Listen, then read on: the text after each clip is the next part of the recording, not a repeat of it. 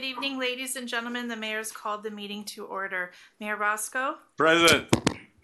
Councilmember Kaplan. Here. Councilmember London. Here. Vice Mayor McCormick. Here. Councilmember Moss. Here. Councilmember Sardinas. Here. Councilmember Vasquez. Here. Mr. Mayor, we do have a quorum. Please rise for the Pledge of Allegiance.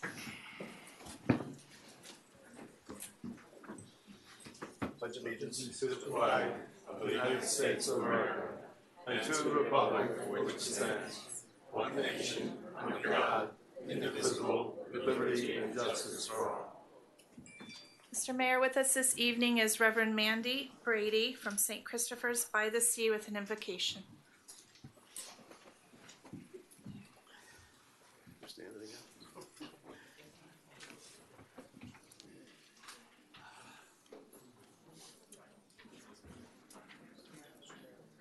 Let us pray together. Holy One, known by many names and beyond all names, the God of life and the God of love. We offer thanks this night for these your servants, our mayor, our village manager and staff, and our council members.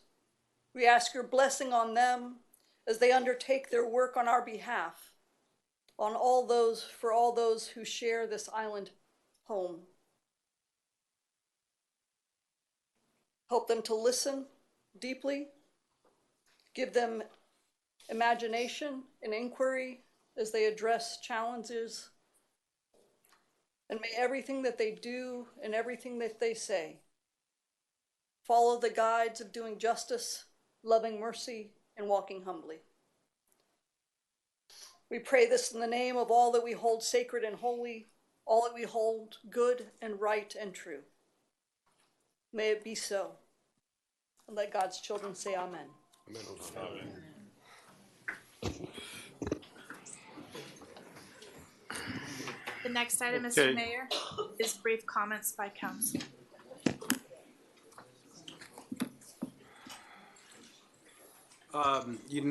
For the time I've been on council, I've been serving with the RPC as the League of Cities representative. I'll have to be in Tallahassee for the Florida Regional Councils Association Policy Board meeting on Friday, so I will be traveling Thursday and I will miss the Army Corps. Okay. I will be brief subsequently. Thanks, sir. Okay. Before I open up the meeting to public comments, I would like to say some remarks. And I'm delighted that we have so many residents here tonight.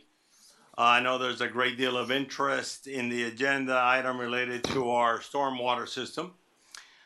But just to be clear, tonight we're not voting on whether to spend $331 million or even $250 million. Let me repeat that. Tonight's agenda does not have and did not ever consider a vote on approving the entire resiliency program with costs in the hundreds of millions of dollars. What is on the agenda tonight is a resolution to move forward with the design of the K8 basin. The cost of this design is not to exceed $4.1 million. In order to be able to make well-informed, educated, as to if, how, and when we can proceed with the construction of the stormwater system, we need to have the full design of at least one zone, and that's the Zone 1, the K8 basin. You could say that Zone 1 is somewhat like our initial pilot project. It is estimated that the design phase of Zone 1 will take more than 12 months, and construction of Zone 1, as other zones, may take 2 years. So between the design and the construction, if we decided to go forward with this construction, there is a 3-year time period. We're taking small steps to develop this program. If the Zone 1 project is successful in its objective to improve stormwater drainage, future councils will have to vote and approve to execute similar design engineering plans across the island. So, to be clear, the implementation of the complete resiliency program is not being contemplated tonight, nor would we push for this in the near future. We will learn considerably when we arrive at 100% design of Zone 1 at a hard dollar construction cost. We're taking this slowly, and we are presenting this as a 10 to 15 year construction program whose cost will be shared by many residents over that 20 or 30-year period.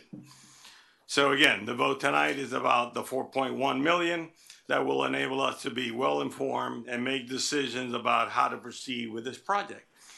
So with that, I now will open it for public comments, and we appreciate your being here.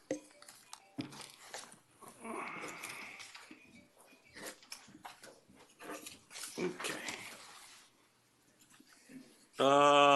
First speaker, Patricia Romano. Happy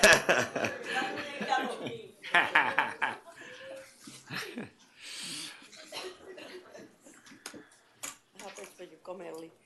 Good evening. Good evening. Mayor, council members, Steve.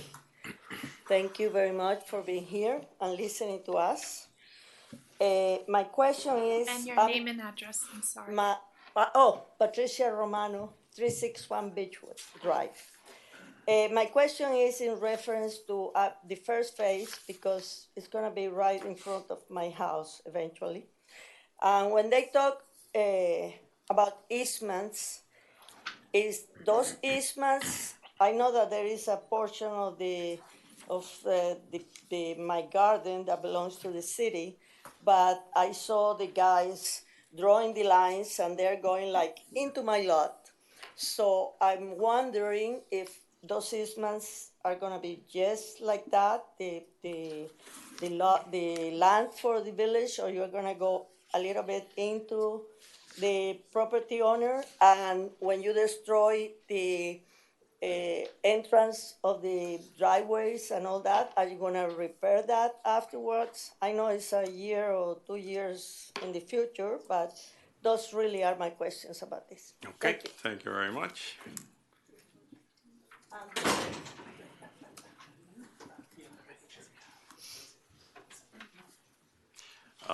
Next speaker, Jorge Mendia.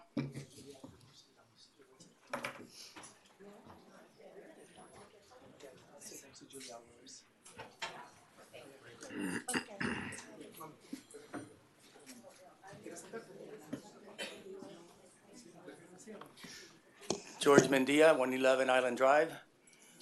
Good to see all of you. The whole council's here tonight, manager. I think Mayor Roscoe pretty much said everything I thought was important. You know, as we all know, there's been information circulating about us spending $300 million in the next week. And that just isn't so. I think we've been talking about undergrounding, for example, since we were incorporated. That's 30 years. I can tell you with the first 2020 vision plan in 2006, undergrounding was the first priority for our community. And here we are. We're still talking about it. And we've been talking about it for many years. We've been discussing stormwater for many years. We've been studying it. And the questions that people seem to have about costs cannot be answered without a full design. You know, having a 30% design doesn't do it enough. It gives us a sense. But I think we're going to have to do this piece if we're ever going to do anything. It's the natural next step. Now, I know that some of you have some concerns about the actual design of it. And I hope that there's still time to tweak those things. But I think passing this, you know, has to happen soon. We just can't keep talking about the same thing for years and years. Well, some homeowners, and I don't live in the area that's affected, but some homeowners are having to put up with stormwater every time that it rains. So that's it. Thank you very much for your service.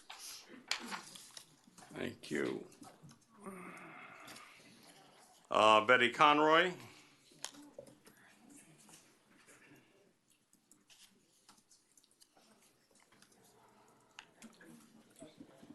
Good evening, council members. My name is Betty Conroy, 785 Crandon Boulevard, Unit 1403. First of all, I really want to thank you guys for the beautiful holiday decorations.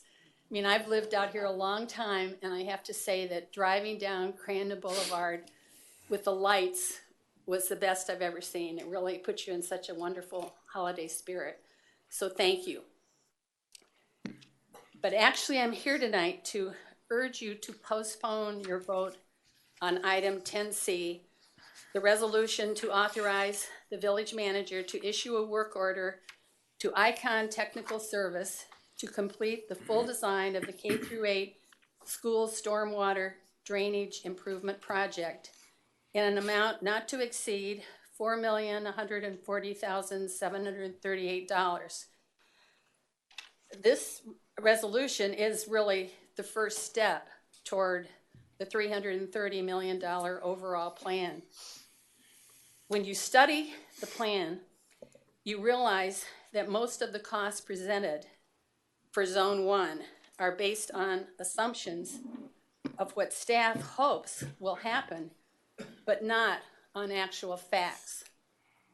Now, I listened to what the mayor said tonight, and I understand that you want to get going on this, but to commit us to this huge amount of money without really knowing the true cost, to me, is not responsible government.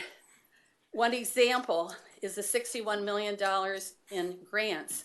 Most of these grants have not even been applied for. And if we do not get the grant money, who is the backup to pay what is owed? It's us, the Key Biscayne taxpayers. So I'm hoping that you're not taking this vote lightly, that let's just kind of see what happens. But we're the ones that have to pay the price if a lot of these assumptions don't come through. The program needs outfalls for drainage. Some of the outfalls require permission from private property owners. This is the case with the Key Biscayne Yacht Club. They are possibly interested in having the village help with dredging their Hacienda Canal. There's a lot going on there. Much negotiation needs to be done. But to me, why can't we do it and get some idea of real costs before you vote and commit us? As elected officials, you are stewards of our taxpayers' money. To be financially responsible, please postpone voting on this resolution until more research is done, until the costs are not based on assumptions or guesstimates, but on actual facts. Thank you very much. Thank you.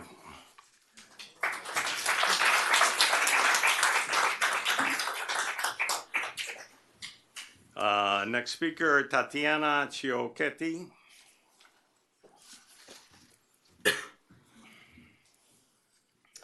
Good evening, Tatiana Chiochetti, 88 West McIntyre Street, Executive Director representing the Key Biscayne Chamber of Commerce.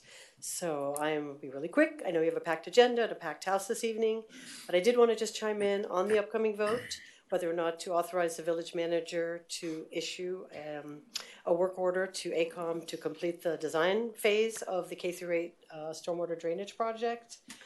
We do hope that the village can get the ball rolling as soon as possible with the most financially prudent option that sufficiently alleviates the flooding around the K-8 school. And we also really want to ensure our local realtors that they're able to tell potential buyers that the village is being proactive on this particular issue. Thank you for your time. Thank you.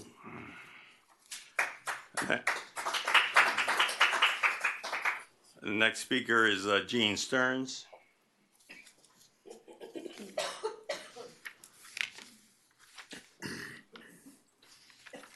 Thank you, Mr. Mayor, members of the council. My name is Gene Stearns. I live at 250 Cape Florida Drive. Been a resident of Key Biscayne for 51 years and enormously proud of the community in which I'm a part.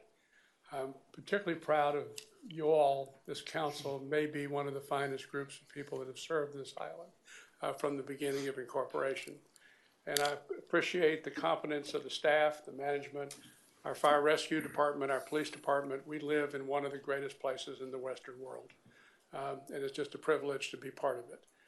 I will say I will support the fire department's desire to have 2 new rescue vehicles.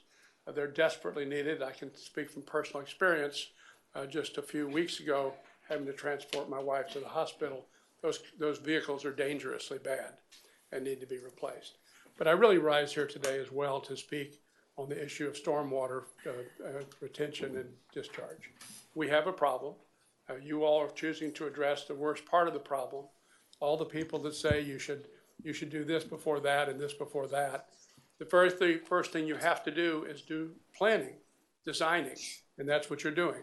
So I urge you not to delay it. I urge you to go forward with it. It's critically important for this community. And I would remind you that the community center is too small because people said it was too big. The swimming pool is too small because people said it was too big. Yeah. We spent too much for sanitary sewer system because people said we didn't need it. And we thereby gave up state funding for the program that we then had to pay for ourselves.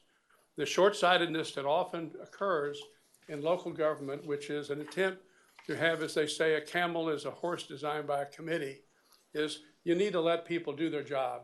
We have professionals, they know what they're doing. Now, I've had the privilege of visiting with Mr. London, who I respect enormously, and he says, to some degree, this may be too much for this particular project. We don't need this. I want to suggest the contrary. The first project needs to meet enormous needs now, and the fact is, the worst flooding is this zone, the first zone you're addressing. And we have to recognize that fixing this problem might create problems elsewhere. And the time to think about a smaller system will be when you get to other parts of the system, not on this one. This one needs to work. And it's going to be difficult to build it. And when it's done, it's going to be transformational for the community. But let's not think small, let's think big. And when we think about storm events, we can look, and I again refer to Ed, who I just have enormous regard for, is we can say it doesn't rain that much in any given year, these kind of events. The problem is when it does, where does the water go? The water goes to this place that you're addressing first. So I would seriously suggest, and I'm going to leave one last comment. I would urge the opponents of this project to do one thing they're not doing, which is disclose who they are and who's paying for their opposition. Because public finance construction projects, we have in this community decades of dealing with public projects in the most impeccably honest way. And that comes from transparency, not only as to what you're doing, but to what people who are opposing you and what they're doing. Thank you very much. Thank you.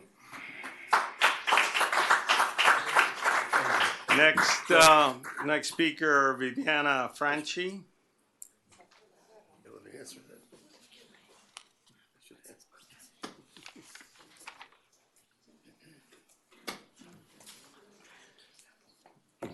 Good evening, Mr. Mayor and council members. First and foremost, thank you very much for giving us the opportunity to be here your name and address.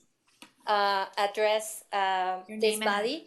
141 Crandon Boulevard, apartment 329, a resident of Key Biscayne since 1991.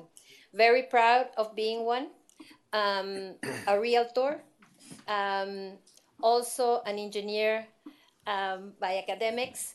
I am not a completely qualified person, of course, to address the project itself, but I know for a fact that when you have a project and you have to do it in stages, you have to go about doing it the way you are sizing it. So I am a firm proponent of this project. I think that if we add the value of each and every one of our properties throughout the key, it will be much, much bigger number than what eventually, probably at the very end, we will be needing to achieve. But the goal would be to save each and every one of those properties. So I appreciate you doing this, and I hope and pray that we can move forward. Thank you very much. Thank you very much. Next speaker, Vivian Gallego Mendez.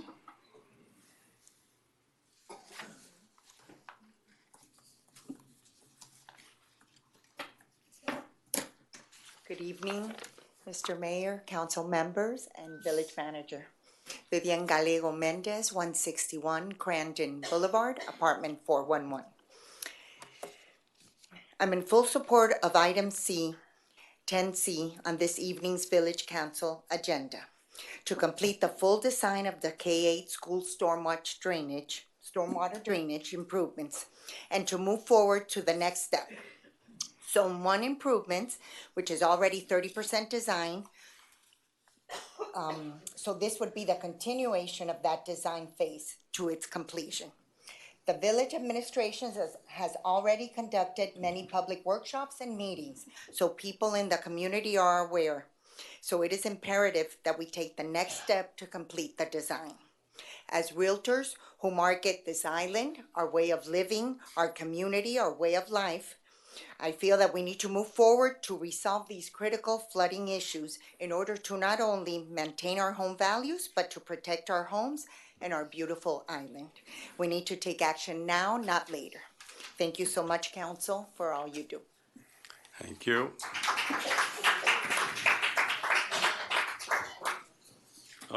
Next speaker, Steve Powell.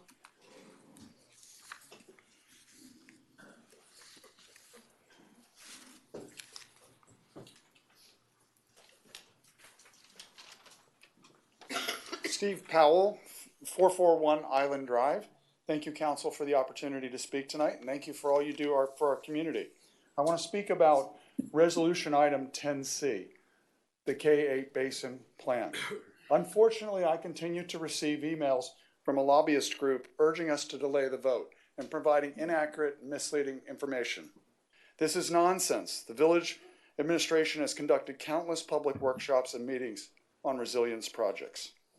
Today, the resolution in front of you is only giving authority to the full design, not a work order for construction, as the mayor added. Without 100% design, we will not have the information necessary to discuss, debate publicly the true merits of a proposed plan. Councilmember London, you have built a house or two in your day. I can only imagine that the final decision to build that house was after you had a full set of plans and a construction budget. Mr. Moss, Councilman Moss, how many of your clients have decided to move forward with their projects before final plans and a contractor's bid? Today, we have a guesstimate of what the stormwater mitigation might cost for the K-8 Basin. With 100% design, we can get an accurate general contractor bid and binding contracts. A delay tonight by council only signals that you are not serious about resilience and merely giving lip service on its importance. Let's get complete plans, contractor bids, and completion guarantees. We have many years to debate the real merits before a contract is let and a dollar is spent on building anything. I'm sure we would find that the technology will also keep improving, and the cost that we think today will not be the cost then for either higher or lower. But you can't bid something, you can't move forward on something until you have complete plans. I urge you to approve and move forward for the sake of our values of real estate in Key Biscayne. Thank you. Thank you. Next speaker, Mayra Lindsay.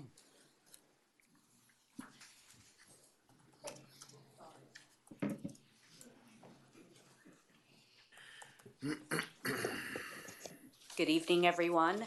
Myra Pena Lindsay, 365 Westwood Drive.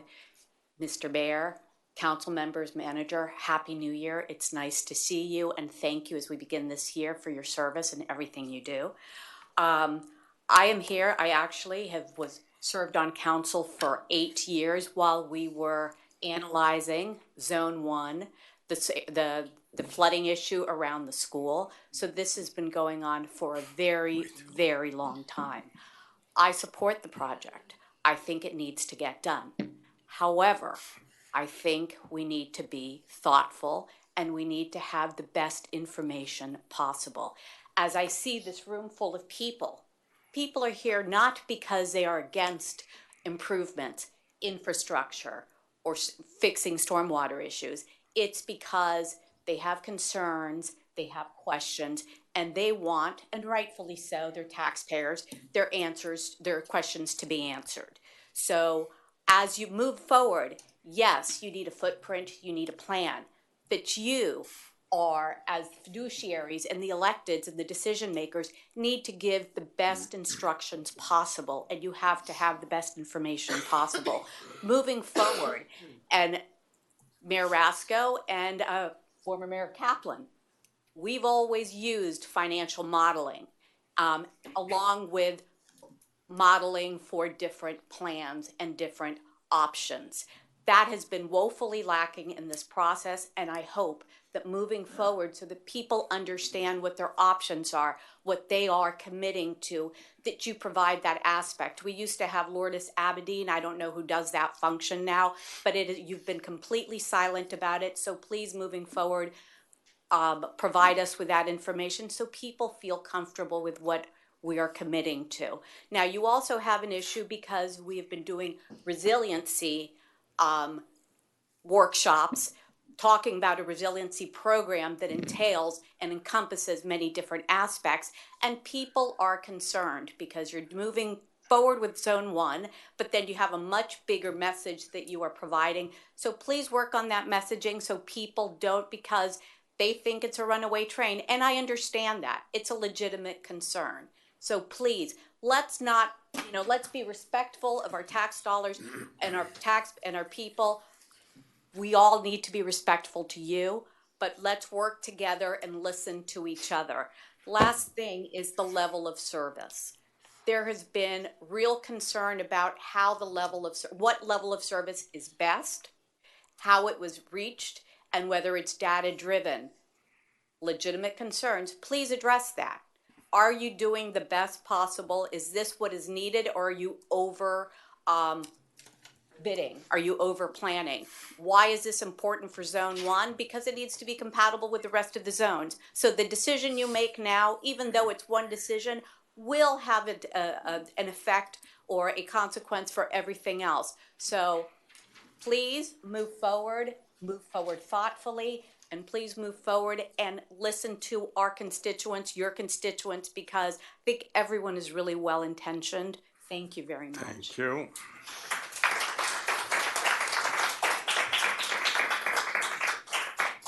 Michael Henderson. Good evening, Michael Henderson, 482 Hampton Lane. That's where I live, is between Westing and West McIntyre. And I can attest that when my daughter was going to school that I had to go retrieve her bike because she was unable to ride it home after a storm event.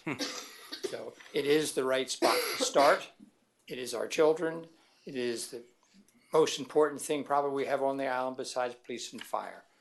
I will say that I've attended numerous resiliency meetings, and I can, just responding to the previous speaker, I can tell you one of the questions that gets asked continually is how much water can be removed, how fast, and that determines all kinds of costs.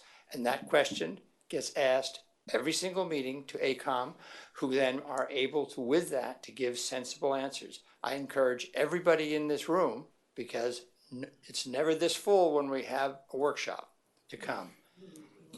The one suggestion I would make is that that question, how much water to remove, how fast, is really, really an important question.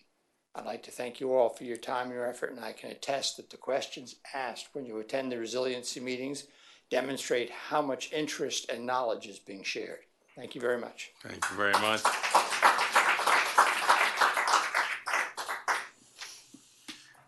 Carlos de la Cruz, Jr.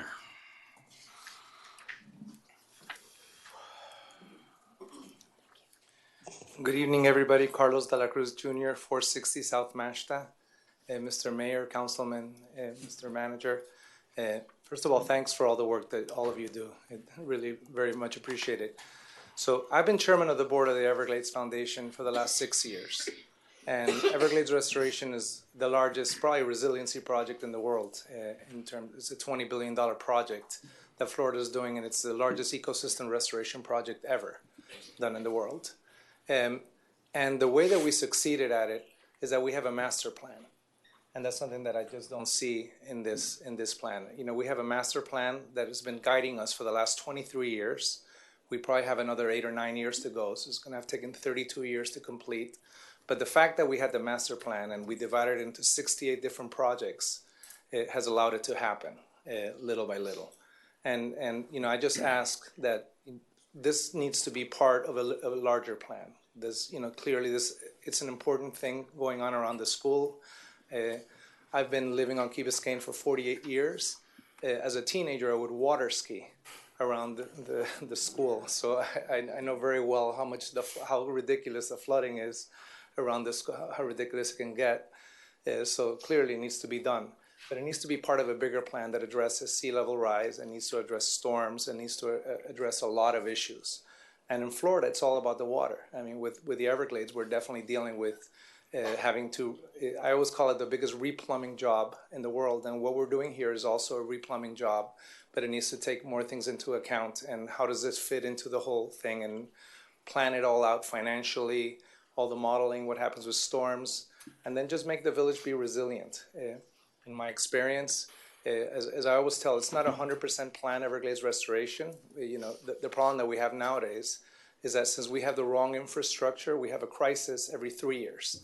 And then we don't there's no time to fix things. You know, by the time that you're finished and the environment tries to get fixed up, we have the next problem, and then we never, but if we have an issue every 10 years, and the ones in between we're pretty much prepared for, then the community, that's what being resilient is all about.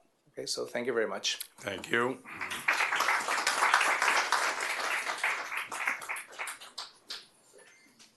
Francis Reeves.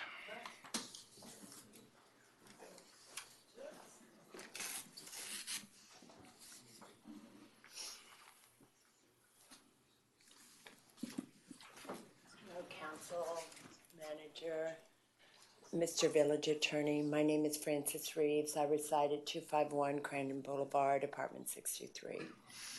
And first of all, I just want to thank each and every one of you for tackling this issue. First of all, I want to thank each and every one of you up here at this diocese for tackling this issue. I know it can't be easy.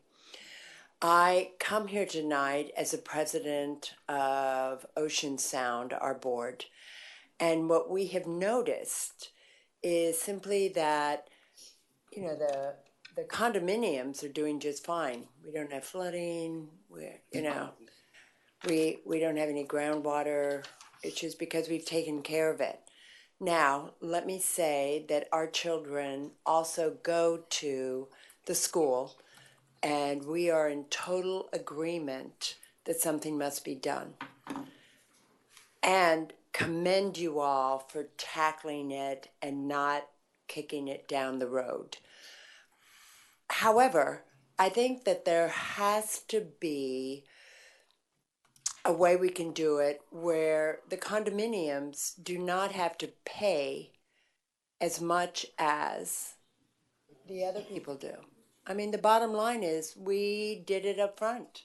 We haven't even discussed this. We haven't even put it on the table to see whether or not it's worth discussing. And that's why I would like us to just postpone the vote and bring the condominiums in. I really appreciate your time. Thank you. Thank you all very much.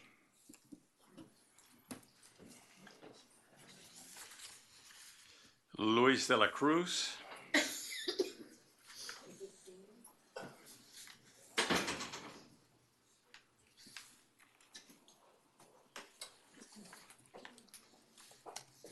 Luis de la Cruz, 640 Allendale Road. Mr. Mayor, Ms. Vice Mayor, council members, good to see you again. I haven't heard one person here say that they're against the project, and I don't think that I know anybody in Key Biscayne who is against us working to make our storm drainage system better. When I got elected to a seat where you guys are sitting, that was in 2014.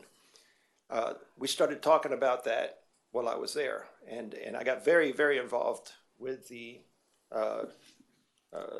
director of building department at that time, who was also the public works director.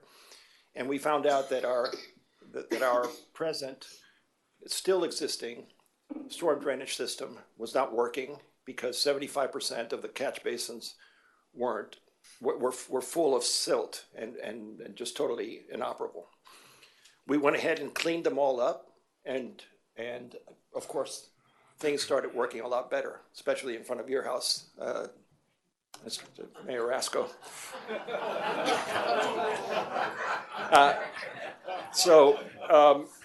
What I'm trying to say. I wish that were true. Well, it got better. From where it was really bad. So anyway, what I'm trying to say is we've been talking about this for 9 years, at least, probably before then, and everybody's ready to go forward with it. So I've been really busy because you all know that this is like one of my passions in the village of Key Biscayne, and I'm very involved. To the extent that some of the people that are here have accused me of being a paid operative for the council and somehow making money from supporting all of you in what you do. You all know that's not true, but I'm very, very proud of what I do and trying to help progress in the village of Key Biscayne. What I did do last week, though, is I tried to speak to all of you, and I did speak to all of you except for Councilmember McCormick, for two things. First, to make sure that I got as many answers to as many questions as I had, which I had a lot, and also to make sure that you guys knew what I thought you should know before you make what is a momentous decision. This is the largest decision, the most important decision that a council at the village of Key Biscayne will ever have made, and probably will make for many, many, many years. This is much, much, much greater than anything else. So you need to make sure that you know what you're doing, and with all due respect, after I sat with all of you, okay, I got a couple of conclusions. Number one is that we were probably somewhere between the 1 inch per hour removal and the 2 inch per hour removal, somewhere between. Well, between one and the other, it's like a 25% increase in costs. And by the time you do all the phases, it'll be upwards of $60 million, probably more than that. So it's really important that you all understand every aspect of this situation, and that you ask your professionals, your consulting engineers, and your staff, which is you have the best staff in Miami-Dade County, I think, in order for them to help you make these decisions. And with all due respect, I think that we need to take a step back and make sure that you have answered all your questions, because it was apparent to me that as a body, I'm going to finish.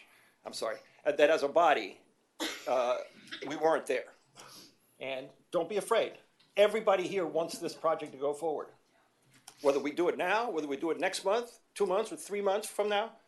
I saw a chart on Friday for the first time ever that actually made sense, but it brought more questions to my mind than the ones that I had before I went to speak to that particular council member. So thank you, Louis. I'm going to leave that with you. Thank you.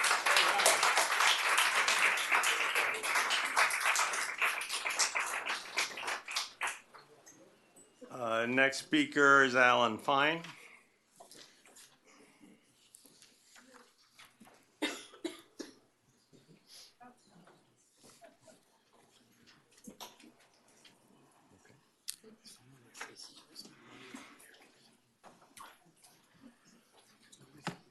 Good evening, everyone. Alan Fine, 525 Allendale. It's good to see you all. Good to see my friend, Mr. London, who I know came back to hear my comments. And, I'm happy to see you. I'm speaking in favor of 10C, And I had a couple of visual images in my mind I wanted to leave with you. One of them, my friend Mr. Delacruz already brought up, although I'm not sure I've seen so many people water skiing as boogie boarding down the road when things are wet, as they are a few times a year. The second visual image I always have is when I go to pick up the newspaper in the morning and I look at my my storm drain right in front of my house, and even at fairly low tide, every year the water is coming up and up and up. And we got a problem. And I think we all agree about that.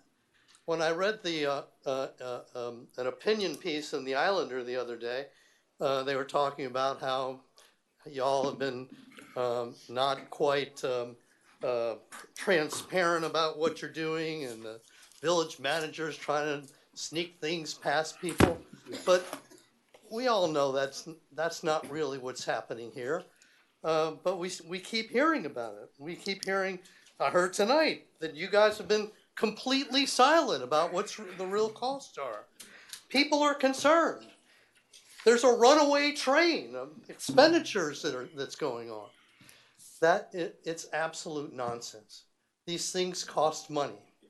And as the realtors have pointed out, the realtors who are working Miami Beach and talking to people who are thinking about buying a house either in Key Biscayne or Miami Beach, they're saying Miami Beach has taken on their problem and Key Biscayne isn't. Why in the world would you possibly buy a Key Biscayne when your house is going to float away?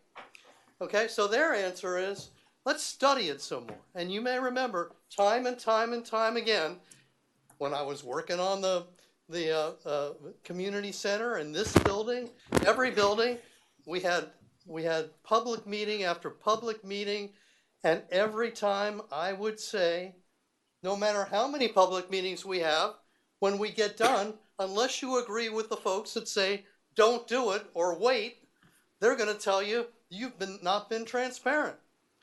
So you know what? It's time to move on. It's time to, and as the mayor pointed out at the beginning of all this, this is not a vote on spending $330 million. As Mr. Henderson pointed out, everybody who has had questions about this have had the opportunity to come to one public meeting after another to have those questions answered. So it's time to move on. It's time to have the courage of our convictions, make decisions, and get this going. Thank you. Thank you so much. Steve Simon.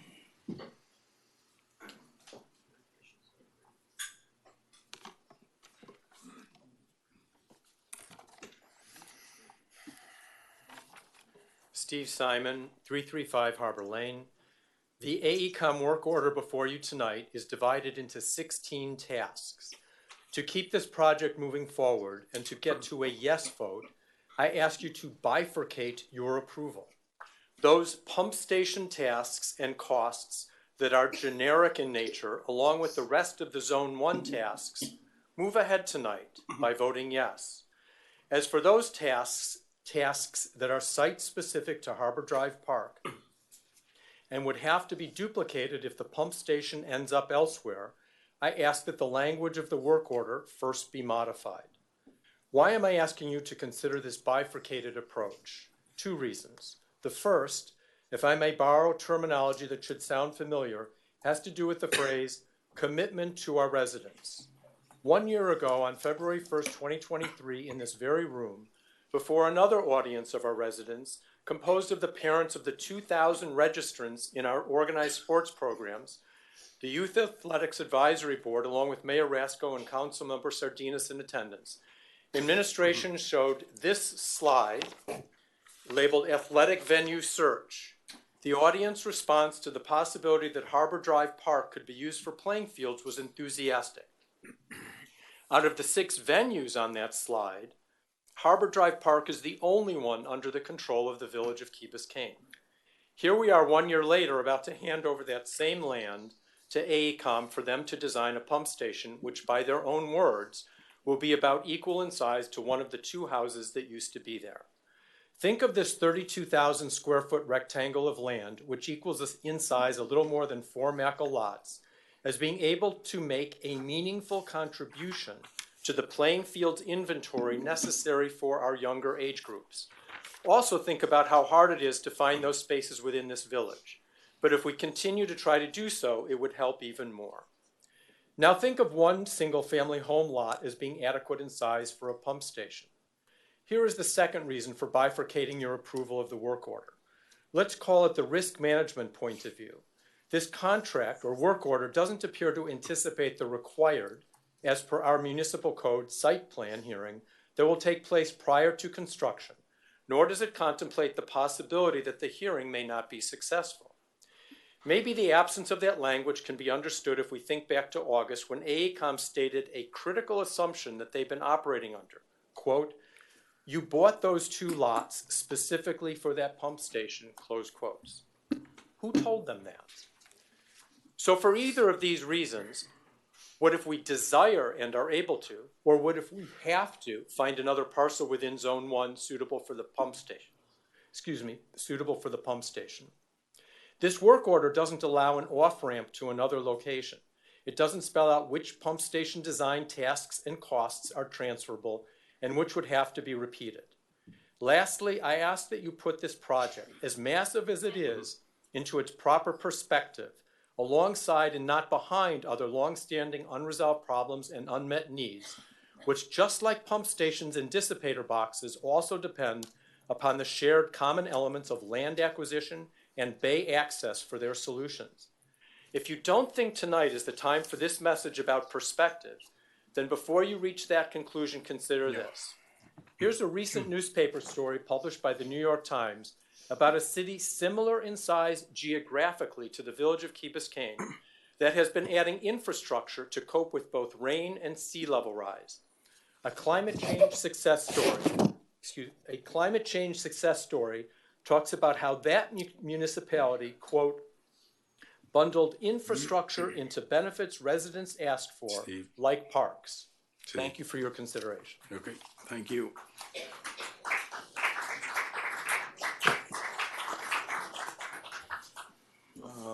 Next speaker, Mike Davey.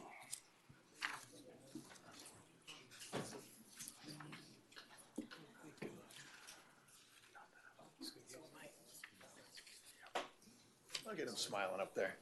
Mike Davey, 50 Ocean Lane Drive. I think somebody mentioned something about how the condos don't flood. I think those of us on Ocean Lane Drive would disagree with that perspective, but you know, reality is perspective. First of all, Happy New Year. I do want to come out and say that I am in favor of the new rescue trucks. I think it's a good idea. I know some people think we can get them on Google, but you can't. You got to go through the process you've gone through, and I'm really glad that that you've done the homework.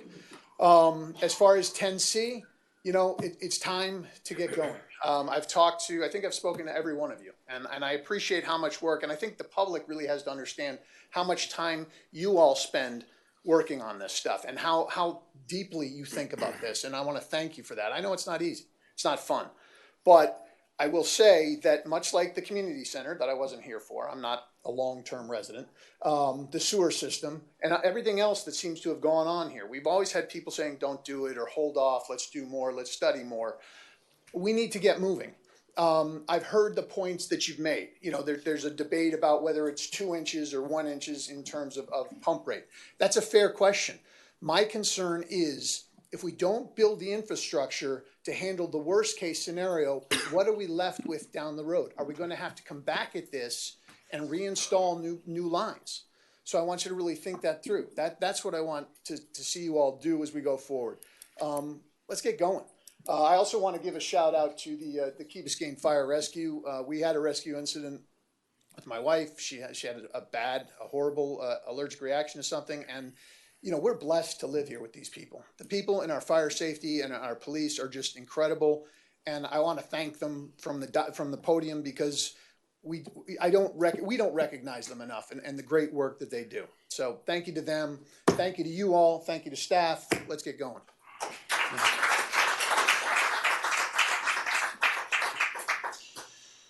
And with that, we close public comments. Okay.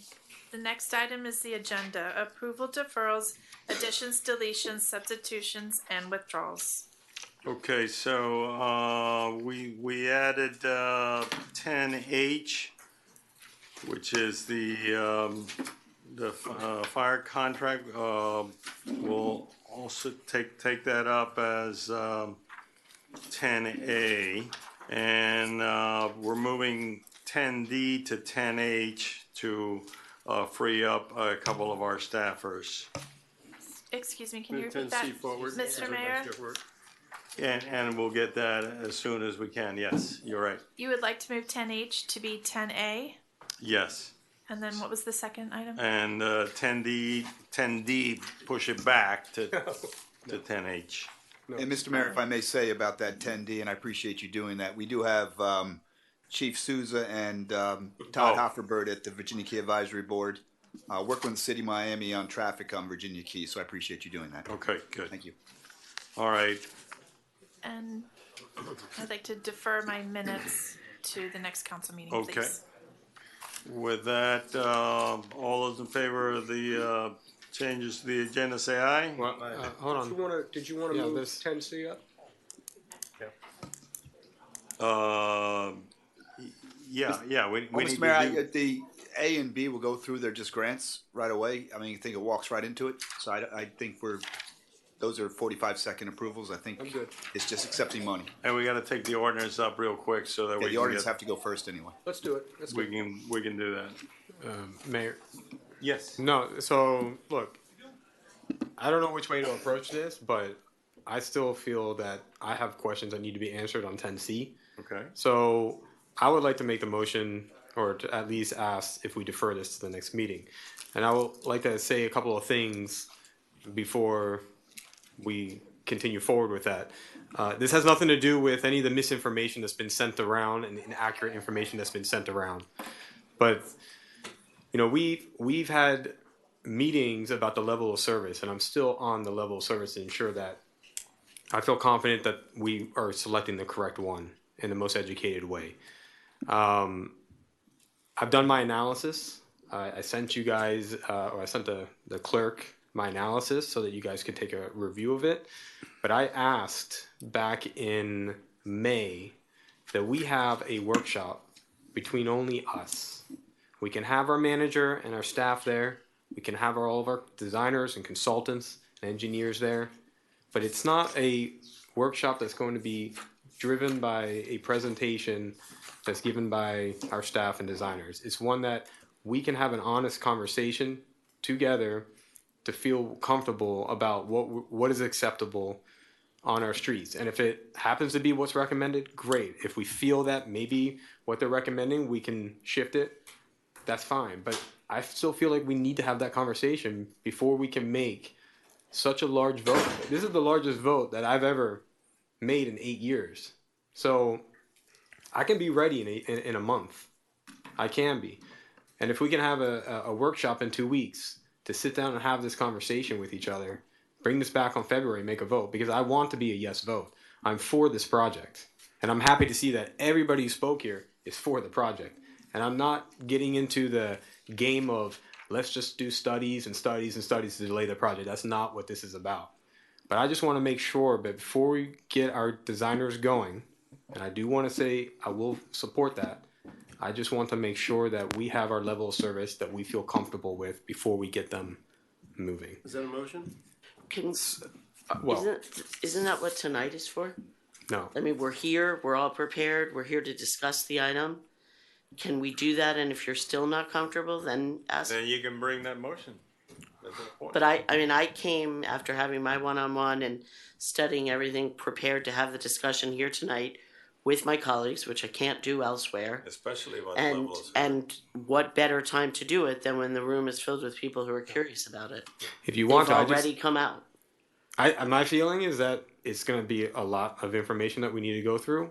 I don't know if that's, I mean, if you want to do it tonight, I can do it tonight. I'd but like I feel to like at there's least a try. lot of important things that we need to go over. I don't know All if right, this would be the let's best try. one. Let's try. Okay. Okay. Can I say something? Go. And what Brett's saying is that basically we as individuals been spoon-fed by Steve and staff of what's happening and which we should go and where we should go and their recommendations. Not together. And basically, some of us are knowledgeable about storm sewers, some of us have no knowledge or learning now.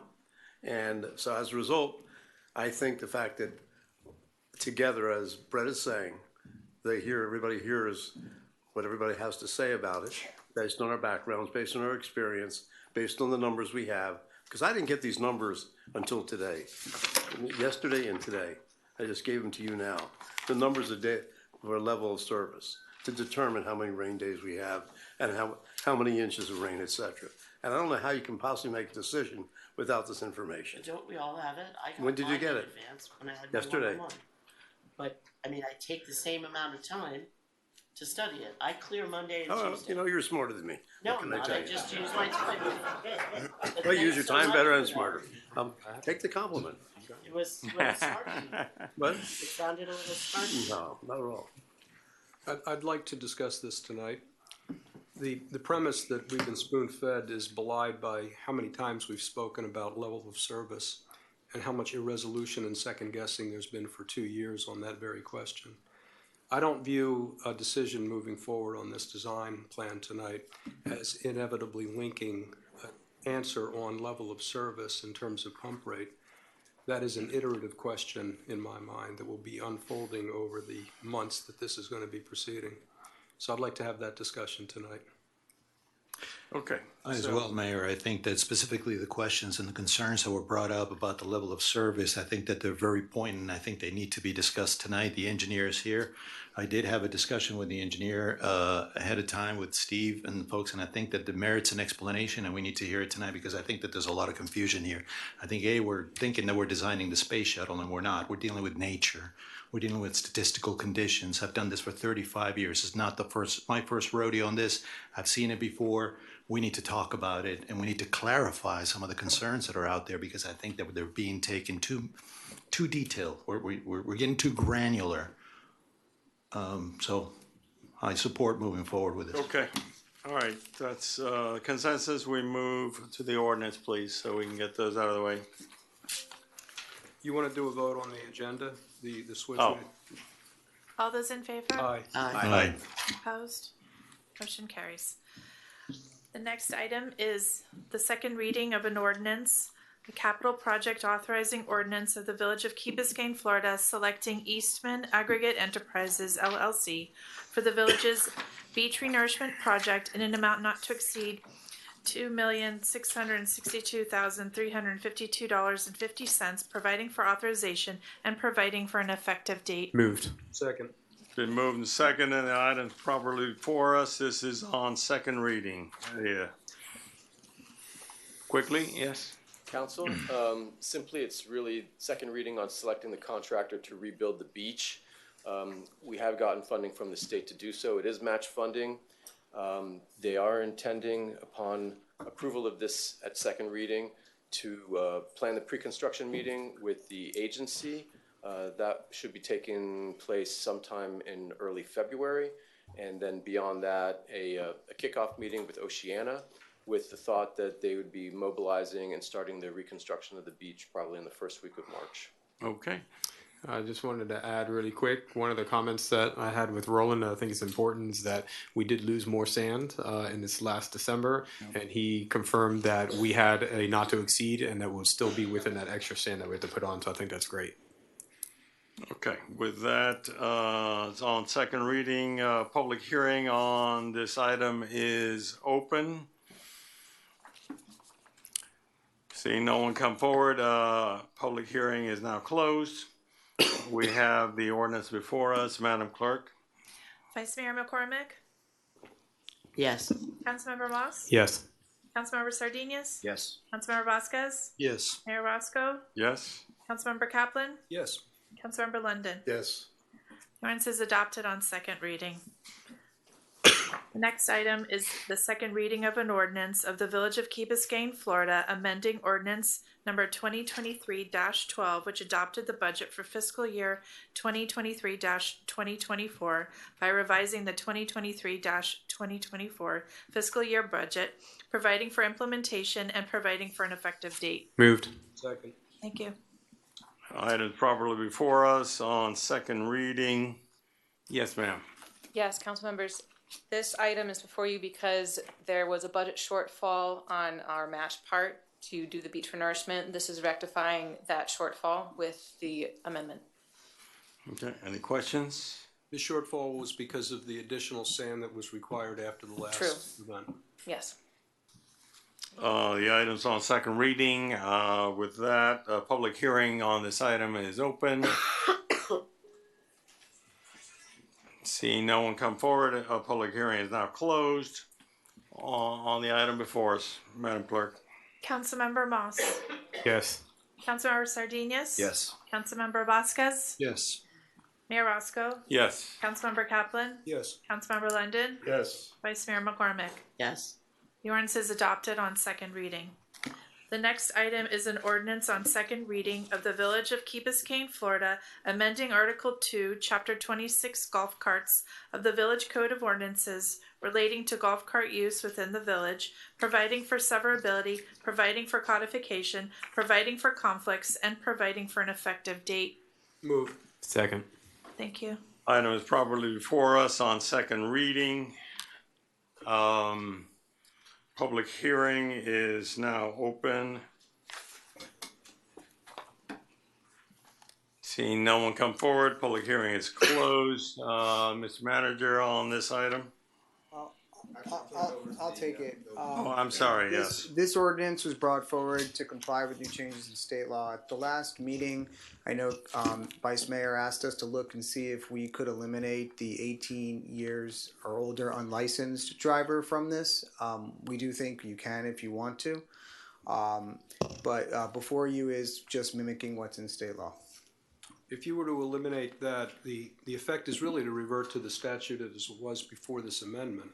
We would still allow for learner's permit drivers. But it still refers to a driver's license And or a learner's permit, yes. But the learner's permit requires a licensed adult in there with them. It requires the requirements that a learner's permit driver has For to a car. follow for a car, yes.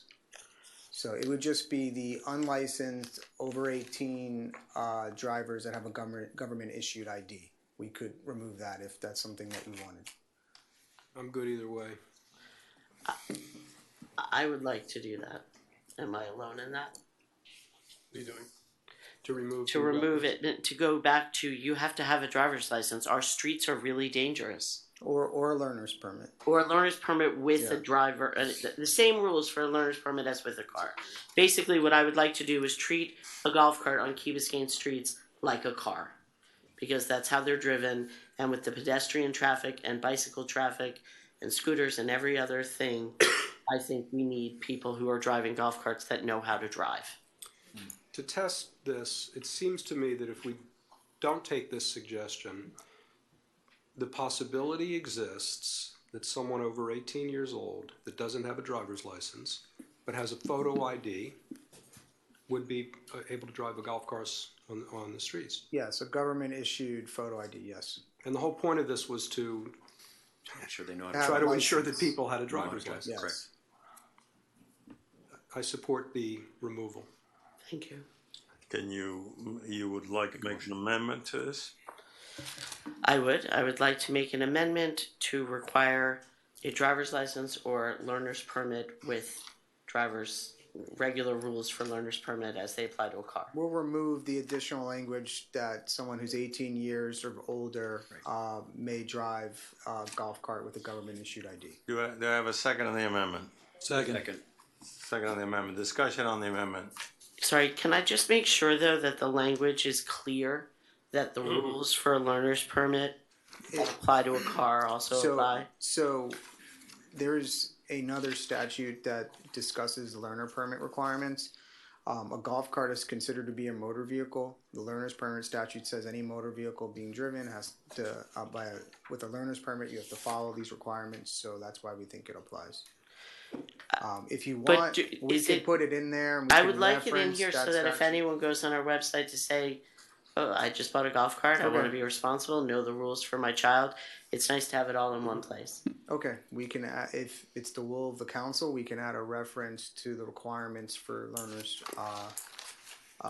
permits also. Just the reference. If you just reverted in 26-24-1 to the language as it was, but add learner's permit, you got it. Yes, but I think what the vice mayor is asking is to make it clear that it's the requirements that go with a learner's permit Apply to a golf apply cart as to well a as a golf car. cart as well. Okay.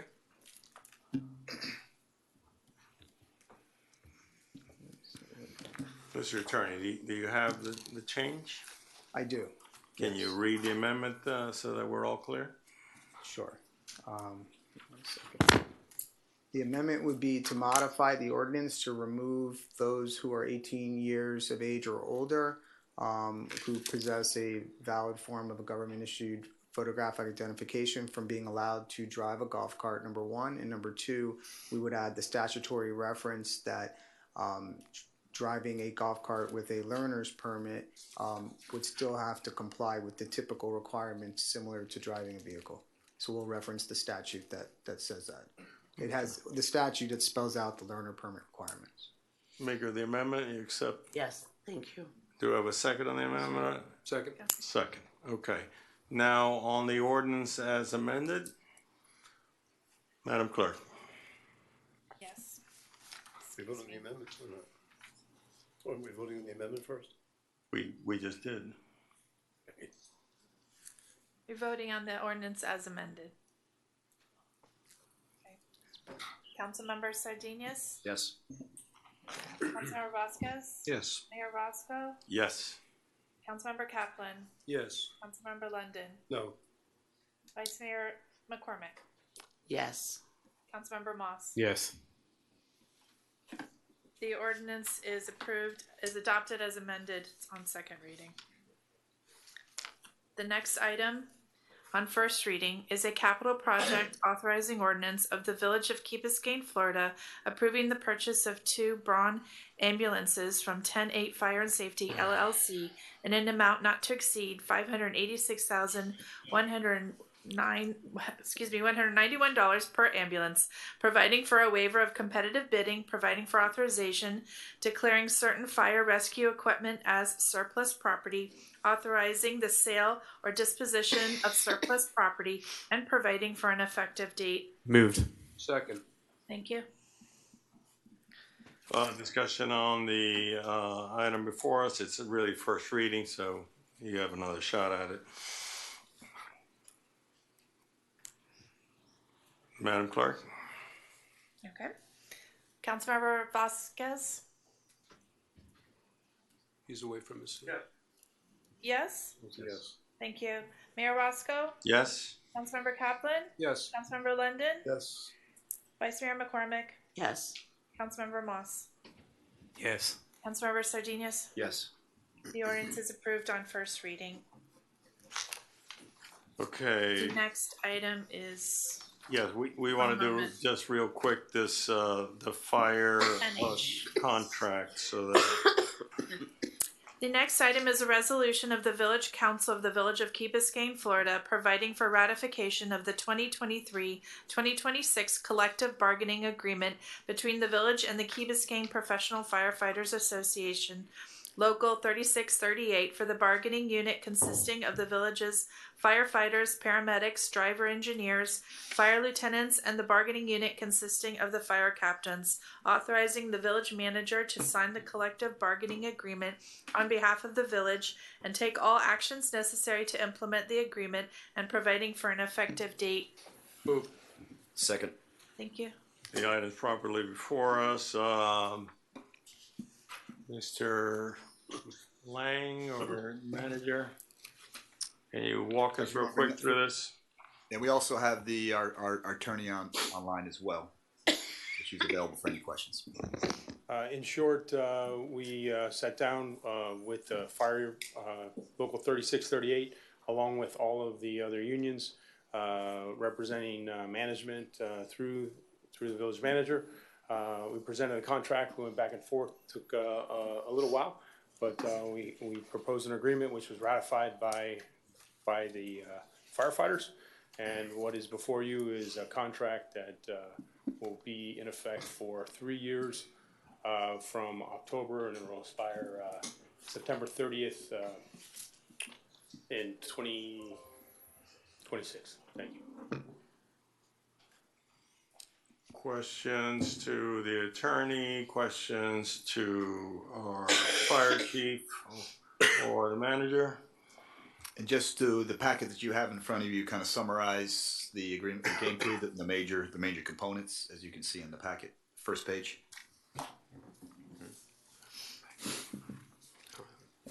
In 20 words or less, tell us why this is a good agreement for us. It's critical that we stay competitive. I stood here and argued for us to be competitive. It was ratified by the body, and I think this is a competitive package we can move forward. And they didn't get everything they wanted, right? I had a mediator once tell me, if neither party gets everything they want, then they did their job. So I don't think either party got everything they wanted. So, but this is definitely manageable, and it's moving in the right direction for us to manage and recruit and retain employees. So, okay, Mr. Mayor, I'd add. Look, I think it's truly the best value contract here. We've got an amazing fire department. We've got amazing firefighters, and I think we listen to them. They listen to us, and in the end, we came to an agreement which I believe really sets us on the course for the next 3 years. Fantastic. Any other discussion on this item? I'm glad it got ratified. Okay. Seeing none, all those in favor say aye. Aye. Aye. Okay. Opposed? Motion carries. The next item is a resolution of the Village Council of the Village of Key Biscayne, Florida, accepting a beach management funding assistance program matching grant in an amount of $450,000 from the Florida Department of Environmental Protection, FDEP, for the village's beach renourishment project, and approving a grant agreement related to the same, providing for authorization and providing for an effective date. Moved. Second. Thank you. Discussion? Seeing no further discussion, all those in favor say aye. Aye. Opposed? Motion carries. The next item is a resolution of the Village Council of the Village of Key Biscayne, Florida, approving amendment number 1 to the Beach Management Funding Assistance Program Grant Agreement with the Florida Department of Environmental Protection, FDEP, for the village's beach renourishment project, and providing for authorization and providing for an effective date. Moved. Second. Thank you. Seconded. Discussion on the item. Seeing no discussion on the item, all those in favor say aye. Aye. Opposed? Motion carries. Okay, that brings us to 10C.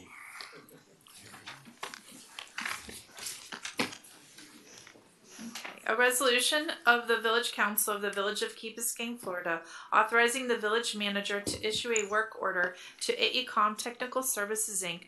to complete full design of the K-8 school stormwater drainage improvements project in an amount not to exceed $4,140,738 and providing for an effective date. Move. Second. Thank you. Okay, items properly for us. Let's go. So, Mr. Mayor, before I hand it over to Roland, I think you set the stage. I think we've heard a lot from the public. We've gone back and forth. This is obviously something that the residents believe need to happen. But I do want to make it clear, as you've said and many others have said, the only thing we're asking for tonight is to continue the design to 100%. So I'll hand it over to Roland. We have our engineers available. We have our program managers available. So any questions that are asked by the council, we'll be here to answer those for as long as you want to ask those questions. Before I get started, I'd actually like to introduce your A-team. On this end of the room, we have AECom, Tom McGowan, Karen Branson, Eric Alcantara, and Pete Hernandez. They're the Wonder Team relative to the design and the engineering involved. On this side, we got Rob Dixon from Black and Veatch, and he's our program manager, construction manager, that is helping to sort of coordinate, sequence all these moving parts relative to the stormwater system, the undergrounding, the roadways, shoreline protection, et cetera. With that being said, this resolution, obviously we all know what it's all about. It's about addressing this longstanding problem that we know we have of street inundation. Community survey after community survey has put essentially street inundation and traffic as the top challenging issues that we face relative to capital improvement projects. The system's been evolving in a piecemeal way over the last 40, 50 years. It's aged out. It's fundamentally inadequate relative to the environmental conditions that we're facing today. It's undersized, and it's a poorly connected system. As a result, we have a whole host of problems because of its inability to move the volumes of water that we have today, and its ability to move the volumes of water that we're going to have in the future, and it being dependent on a gravity-driven sort of mechanism. The safety around the school is compromised because of it. The roads become impassable multiple times a year because of it. Cars are stalling out in the roadways during significant storm events, of which I've seen 2 or 3 every year that I've been here, and I've only been here for 4. You guys have seen it a lot more than I have. Yards regularly get destroyed.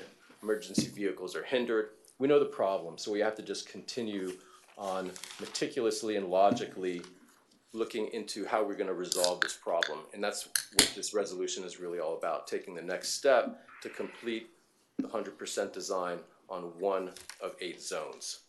The council has been logically and methodically working in this direction for a while. And in earnest, in 2015, we upgraded the master plan with EAC. They did a hydraulic and hydrologic analysis, which came up with Tier 1 and Tier 2 recommendations, and council then boldly completed the Tier 1 recommendations, and then there was time that elapsed to digest what to do about the Tier 2 recommendations because they were capital heavy. And in that time, ultimately AECOM was brought on board in 2019, 2020, and then we started very rationally and systematically moving towards where we are today. So in 2020, council approved their first work order. They did a gap analysis on the modeling that was previously done, the hydraulic analysis and the hydrology analysis. They did a discharge opportunity analysis to figure out how bad the deficits were in terms of what we have to be able to drain and what we're currently being able to drain. They did an analysis on green infrastructure. They did analysis on the boundary conditions that the new system would have to sort of operate up against. And once they completed that first work order, a presentation was made to council presenting all the results, at which point council then had to select sort of a level of service. And it was an initial level of service, an initial boundary condition, which was this NOAA intermediate high projection on sea level rise. And then it was also a design storm. That was set. AECOM moved forward with their second work order, trying to figure out then, how do you adjust the numerical model that is needed to understand the village-wide system and how it would operate, and also be able to model Zone 1 K-8 school area and figure out, okay, what would it take to meet that level of service, and what kind of performance would it result in, and what kind of cost generally might it sort of translate to. And they took about a year to do that. And then in August, they presented those results, August of 2023. And that sort of set the end members of how bad is it and how good could it be. And they presented that to council and to the community in August of 2023. And it became very clear that that initial level of service was way beyond what would be A, affordable, and B, rational. And that level of service was to keep the roadways clear all the time and have just the inundation be limited to the right of way and it was just well above and beyond. So council told AECOM, instructed AECOM, we've got to go back and revisit this level of service, and we've got to narrow in and optimize towards what is a more rational solution that is both cost effective and at the same time provides an adequate level of service. And the adequacy of that level of service literally would be, well, how much water are people willing to live with on the roadway for how long? And so they were instructed to then go back and do some additional modeling. And we refined numerous parameters in the model. We refined the level of service, and we put some sort of constraints on it. We picked several different levels to look at, 6 inches over the crown of road for less than 6 hours, 12 inches over the crown of road for less than 6 hours, 14 inches above the crown of road for less than 6 hours, or even more than 12 hours. They went back and they did this additional modeling, and then those results were presented to council at a workshop. I believe it was in October. That elicited additional discussion, additional questions on frequency of storm events, how many do we get in a given year, in a given month, how much level of service do we get, how much is it going to cost. That then prompted some additional analysis on the part of AECOM, and then that was brought forward to another workshop. I believe it was in January. And at that workshop, we actually made a specific recommendation. And that specific recommendation was that we move forward with a design on K8 that is focused on a pumping rate of 2 inches per hour that would generate about 6 inches above the crown of road for a period of time generally less than 6 hours. That's the recommendation that is the basis for the scope of work that is this bifurcated, as Steve Simon mentioned, this bifurcation of a scope. The work order 3 that you're looking at today is actually the second part. 3A was approved back in October. That enabled AECOM to do a lot of this additional modeling and analysis that was required to answer a lot of the questions that came up, which are very good questions. And at the same time, it enabled AECOM to continue moving on the preliminary design tasks, all the things that needed to be done before they could ever do the 100% design. So they kept going on that.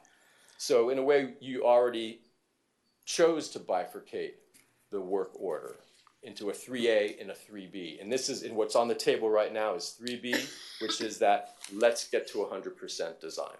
Roland, quick Yes, question. For the benefit of folks out there that Yeah. have heard, took notes, folks concerned about that we have not done enough analysis or planning ahead of time, not done enough thinking about it or properly thought about the project. How many iterations would you say that we have done? How much? In terms of model runs? How many model runs have we done? And how much money perhaps have we spent so far on modeling and planning and going out to the smallest there were a whole, grain of sand? There were dozens of model runs that were done to get to the basis of design report, Right. which was the 30% design. So there were dozens that were done for that, and that was about $265,000 worth of work. How much? About $265,000. $265,000. It was a lot of work. Would you say that what we have done, is it exhaustive in nature? Could we continue to analyze and continue to look at maybe start looking at millimeters right now for level of service?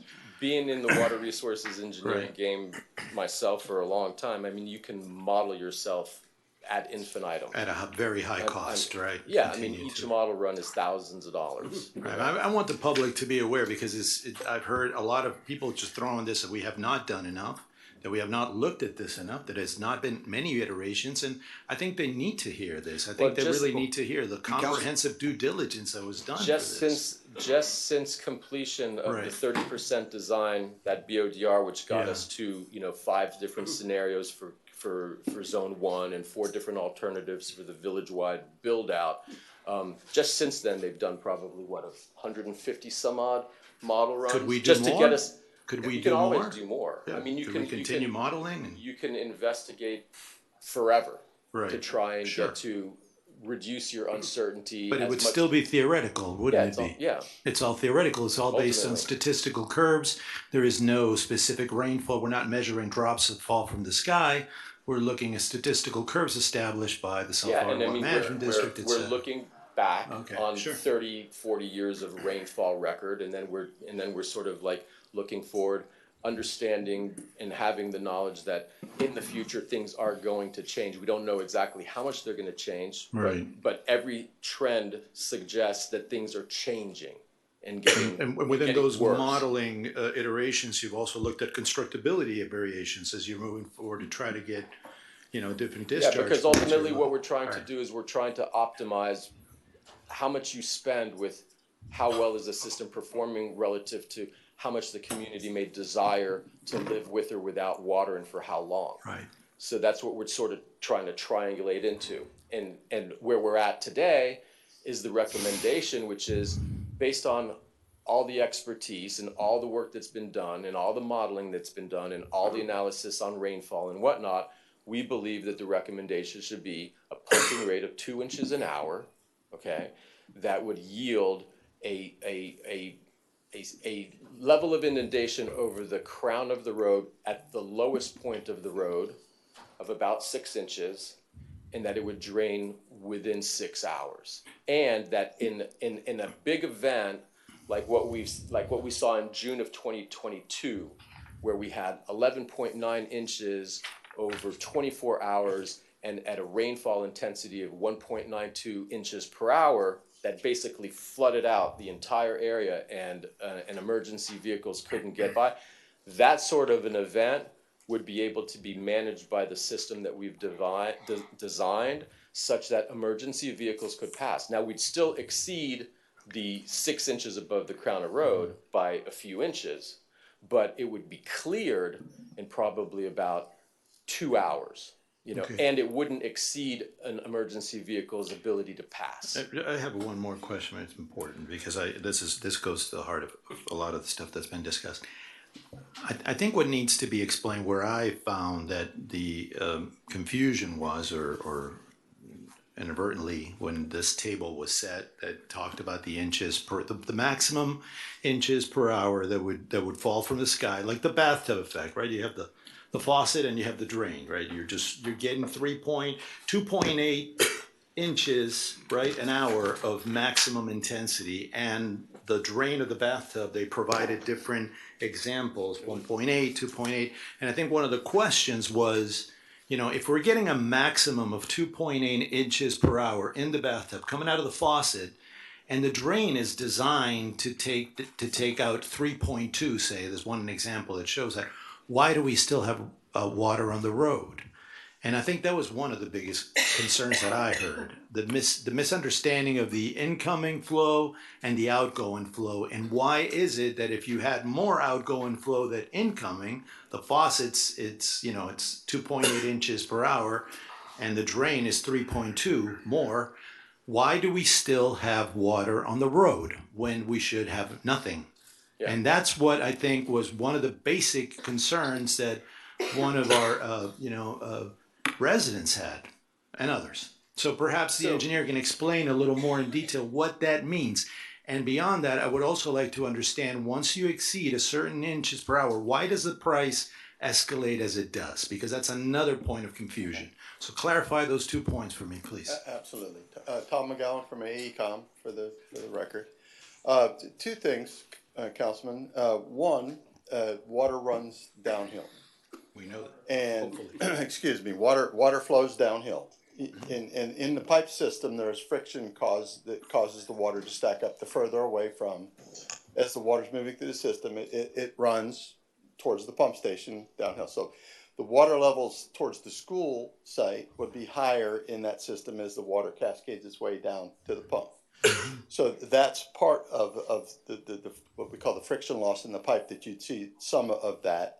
The other thing is that we're not storing water everywhere within the basin. So as we talked on the phone today, if we were talking about a pool table and we put 2 inches of water on it, then and we had a 3-inch pump in one of the pockets of the pool table, the pump is going to keep up with the water that flows onto the table. But if you fold the table into a V, representing the houses and other things that can't be stored there, the water's going to stack up much higher than just Representing the the 7 bottom inches of of the rainfall. bathtub, right? So basically your basin becomes somewhat of a bowl, but the areas that the water's stored on are much smaller than the entirety where the rain is falling.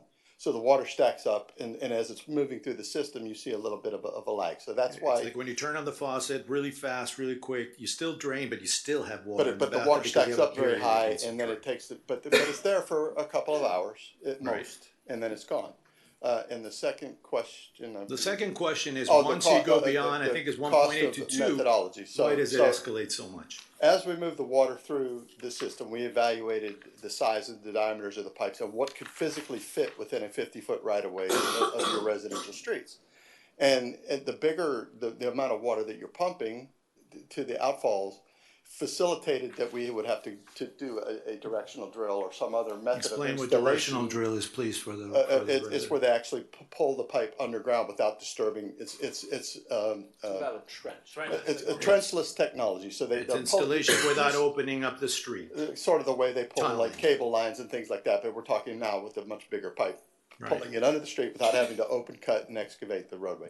So the method of installation of those pipes is we anticipated for the larger diameters would be that less disruptive, less construction method, but it's a more expensive method. So that's where you see the jump in price between those. Once you go from 1.5 to 1.8 inches. Okay, I don't want to hijack the thing a bit, but I do one more question. Why have you? I mean, that needs to be explained, because that creates another confusion. All of a sudden, you got a little more water going out, but the price shoots up. But we didn't talk about trenchless.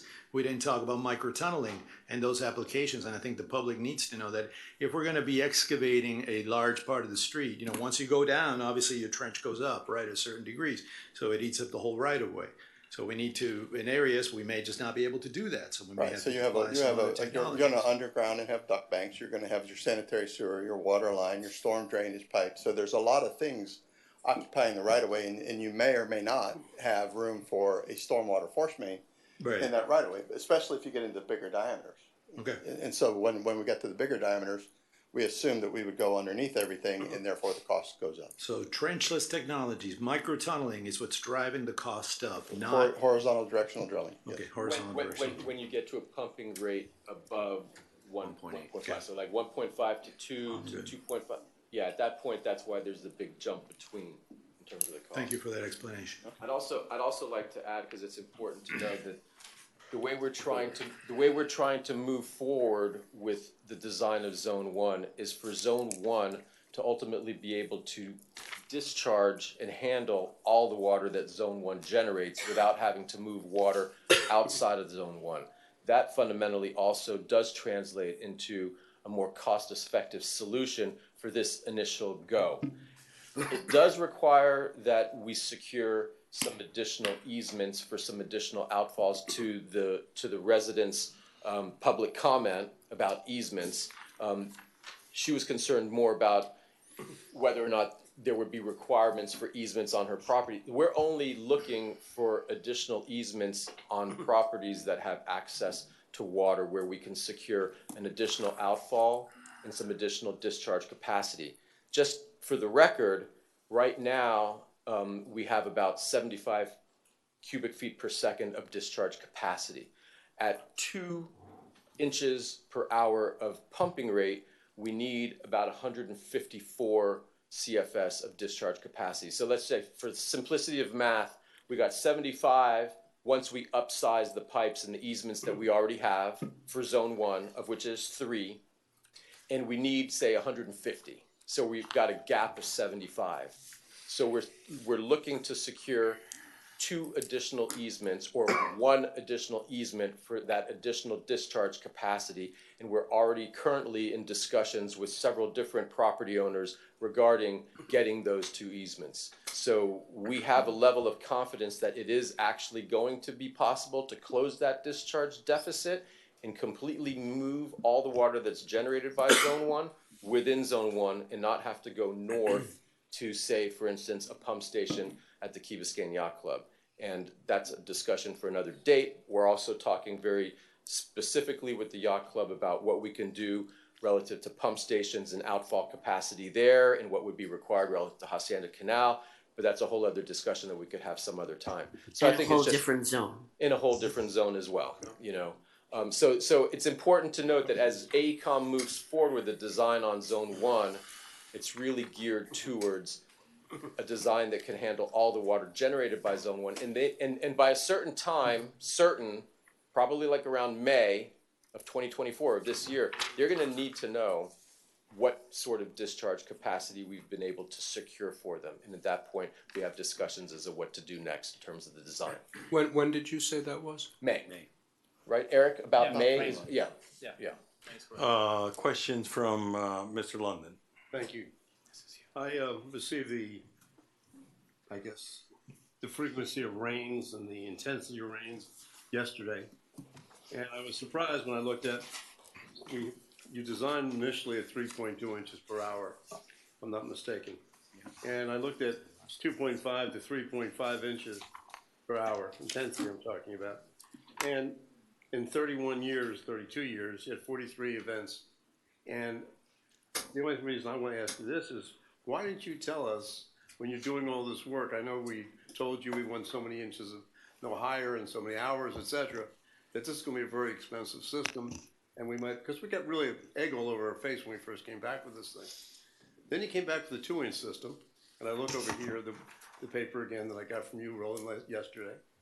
And on the on the 2-inch system, basically, you have over 2.5 inches. It happens 4 times a year, over 31-year basis. And when you look at under, say, 1.5 inches, over 1.5 inches, it's read my own handwriting. 116 times over 31 years. Again, less than 4 times.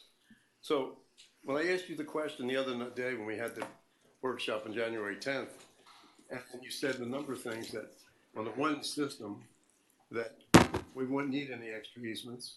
We wouldn't have to go anywhere. We can contain the water on the school basin level. Is that correct? If you chose to 1 inch per 1 inch per hour. 1 inch per hour, then you would have the adequate easements, but your flooding depths and durations would be different. And then I also asked you about the 1 inch, how it would work, etc. And you said it would work fine. And Steve told me that I put pressure on you to say that, and that's why you agreed with me. So I didn't feel like putting any pressure on you. Well, I believe the question was what you asked, would it be cheaper? And I agreed that yes, it would be cheaper. Well, obviously, clearly. Cheaper and a quarter inch would be cheaper also, I understand yeah, absolutely. Doing nothing but would obviously, be free. I said, would it work and would we have the streets and would it be passable with any problems? And you said no, it would work fine. I don't know. Maybe I may have. So I'd have to look at the numbers. If I may, John. No, I didn't say that you put him on this. That's what I said is he's been modeling all the other ones, and to ask him to make that decision on that question without doing a full model is not really getting the full benefit of the engineer's and I skills. don't know those numbers off the top of my head, Right. so I would have to refer. That's not what you said. Anyway, back to the thing. So my question again is, why can't we use a 1 inch system? And what will 1 inch system? How many times a year will a 1 inch system cause us any problems? First, to be times the 1 inch is exceeded. Yeah. To be able to drive around the village. Okay, so if we were to limit pumping to 1 inch per hour, Right. there would be 16 possible rainfall events that happen every year that would exceed the ability of the pump to keep up. And so you would have flooding instead of 4 or 5 times a year, which is what a number I've heard a lot, that we have a lot of flooding 4 or 5 times a year. You potentially could have it up to 16 times a year. And what would the height be, maximum? About 12 inches over the elevated. We're going to raise the roads to a minimum elevation of 2.33, and then we would be 12 inches above So that. you're going to be 12 inches above based on, if you look at the frequency above the 1 inch, you have 116. When you go above 2 inch, 124. So you have basically 240 times in 30 years, 32 years, right? So it's about 8 times a year. So how do you come to 16 times? The 8 times a year would apply to 1.5 inches. Yeah. And also understand that what you're looking at are exceedances. I mean, when you look at the 32 year period of record from like 1990 to 2022, and you look at a rainfall intensity in inches per hour between 1 and 1.5 inches per hour, that actually has happened 264 times. Right. That's different than an exceedance. So what you're looking at over there is like, say, for instance, when it says exceeded 16 times. Okay, over 16 days a year, it would be exceeded. 1 inch per hour would be exceeded. But that doesn't mean that 1 inch per hour only happens. I agree. Okay. But I'm saying I didn't even calculate that because I assume if we're going to pump it 1 and spend 1.5, we're not going to have that problem. So the only problem you're going to have is when it passes 1.5. Correct? I mean, the higher degree of pumping that you install, the lesser frequency you're going to have of inundation of your roadways. Question is a trade-off between spending money and getting service and how much do we want to spend. And I'm 100% for the system. I'm 100% to go tonight, but I'm not 100% to go with the 2 inches, that's all. So I'm saying that, and again, I guess all of us are homesteaded here. We're making decisions for like 70% of the people who are going to pay for it. Because us up here who are homesteaded, we're not going to pay for this.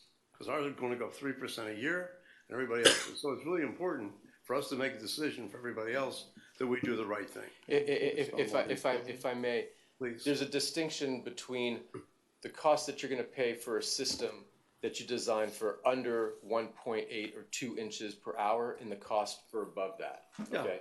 Yeah. And it is different. I understand. As Councilmember Vasquez noted, okay, and as Tom articulated why. That's something that's really got to be taken deeply into consideration as you start balancing out how much inundation and for how long with the investment that you made, and then how adaptable is it in the future, and what it's going to cost you to then upgrade that once you start seeing the storms that you're not designing for because you went for a low pumping rate. So the thing is, you might end up in a situation, and you may laugh at me, you may literally end up in a situation where you spent, say, $25 million or $26 million instead of 35. You got yourself a 1 inch per hour pumping rate. That's great. Now, 10 years on down the road, you've put stuff in the ground that has a 40-year design life and is already inadequate. You're still paying off the debt on that $25 or $26 million, but you've got to redo a bunch of it to the tune of 10, 15, whatever $1 million it is to redo it. And it's something that you're redoing that's only 10 years into a 40-year design life. So there is that.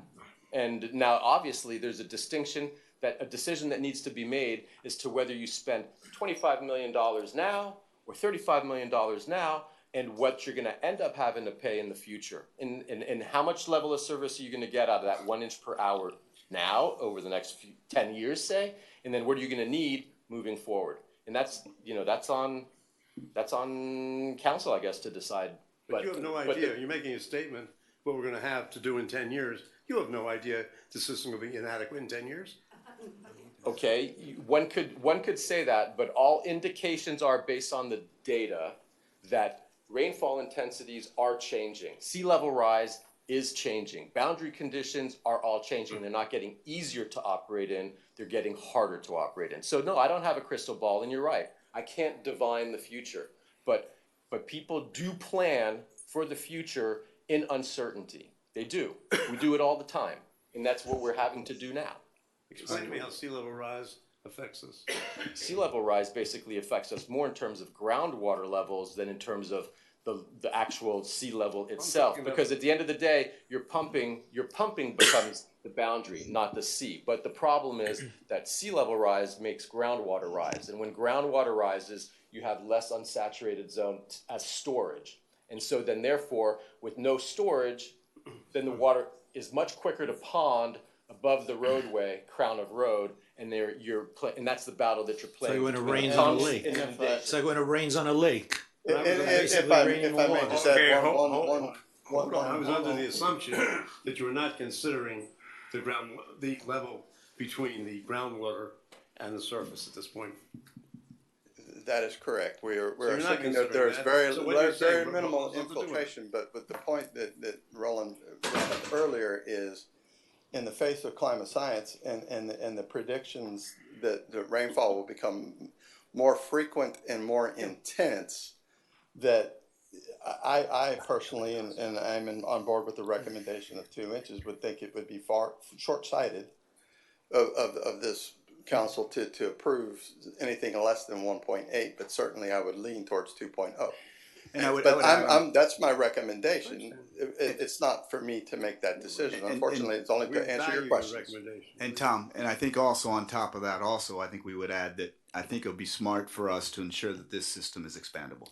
And we're talking right now, and obviously $7 million looks like a lot of money, and I don't want to say that it's not, but if you break it down, that's approximately $100 on average per taxpayer a year across the pay period with payback period, which is 30 years. That'd be a total of $3,000 per taxpayer. And the other thing to consider too is that as we install these lines underground, is outfalls are at a premium. We know that your discharge deficit is a premium. So if we have an outfall that a homeowner says, well, we were planning on being able to discharge 25 CFS there, but he gives us enough to discharge 50. If we have a line in the ground big enough, we can connect from another zone to that line and move the water around. So we're not locked into just, this zone doesn't have to stay entirely within the zone. We'll take the water to where we have a discharge point. Steve, you just made a statement about expanding the system. How do you expand the system? And why would you expand the system? Well, I said it would be smart to have an expandable system. So I think maybe the word he's Tom, searching for is adaptable. Tom. An adaptable system. Yeah. So let me go and Tom, you can follow up on the engineering on this. So, just like you said that maybe Roland doesn't have a crystal ball, maybe going too low isn't the crystal ball either, right? So we want to have the flexibility to be able to expand if we can, and so that means adding another pump, ensuring that we can pump whatever comes toward us in the future. And I'll let Tom explain the engineering, but we want to make sure that we're as flexible as possible so that we don't spend money and then 15 years down the road we have to redo this. Right. So one of the key points is that the improvements that we need to do within the neighborhoods themselves, the collection system, the number of inlets, the pipes, and to a point the size of the pump station are fairly well fixed by the demands of that neighborhood. So they're fairly well known. The unknown part and the thing that moves the cost around is where does the water go, and how does it get there? And so I think it's prudent, again, to leave yourself some flexibility in the size and the design of those pipes so that if you have to carry the water a little bit further or a little bit less, the more outfalls that we can get, the closer to the pump station, the cheaper the product becomes. But if we go to too low of a pumping rate, then those pipes become the limiting factor, and so I would kind of say that we should plan on maybe we don't install the capacity to pump 2 inches, maybe we only install 1.5 inches, but we still need to build the pump station to accommodate that pump, and we need to size the pipes to accommodate that pumping rate. But if we go all the way down to the bottom and say this is what we're going to put in, and then we change our mind, it's a very expensive retrofit to do that. Tom, I assume, again, I've been out of the game for a while, that there's a break point. In other words, that usually sewer pipes, I guess, are 6 inches, mild. They don't go like every inch. They used to be like 30, 36, 42. So if we put in a 1 inch system, we're using a pipe which might be the same pipe diameter that you might for a 1.5 inch system, or 1.7. Is that correct? Yeah, and that's where I'm suggesting is okay, that break point. Let me finish so then you see where I'm coming from. So going back to Steve saying, if I have that pipe, which now has idle capacity between, we'll say, that 1 inch and 1.8 inch or whatever it is, the only thing I have to change is my pumping, the size of my pump. the capacity of my pump. Is that correct? To a point, but not absolute. Well, not completely. It's going to be other. So, but stuff, in the breaking primarily. point that we're looking at and as it's demonstrated in the cost estimates is between 1.5 and 1.8 inches per hour. When if I can go 1.8 inches per hour, I install pipes digging a trench in the right of way.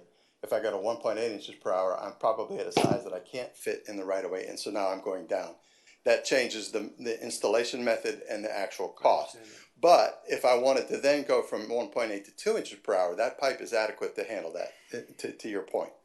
So that gives you some flexibility. But if you go below 1.8 to the 1.5, then you're kind of tying your hands to it's 1.5 or less. It's not going to be 1.5 or more. So if I did a 1-inch system, I could go to 1.5 with the same pipe. Possibly. Okay.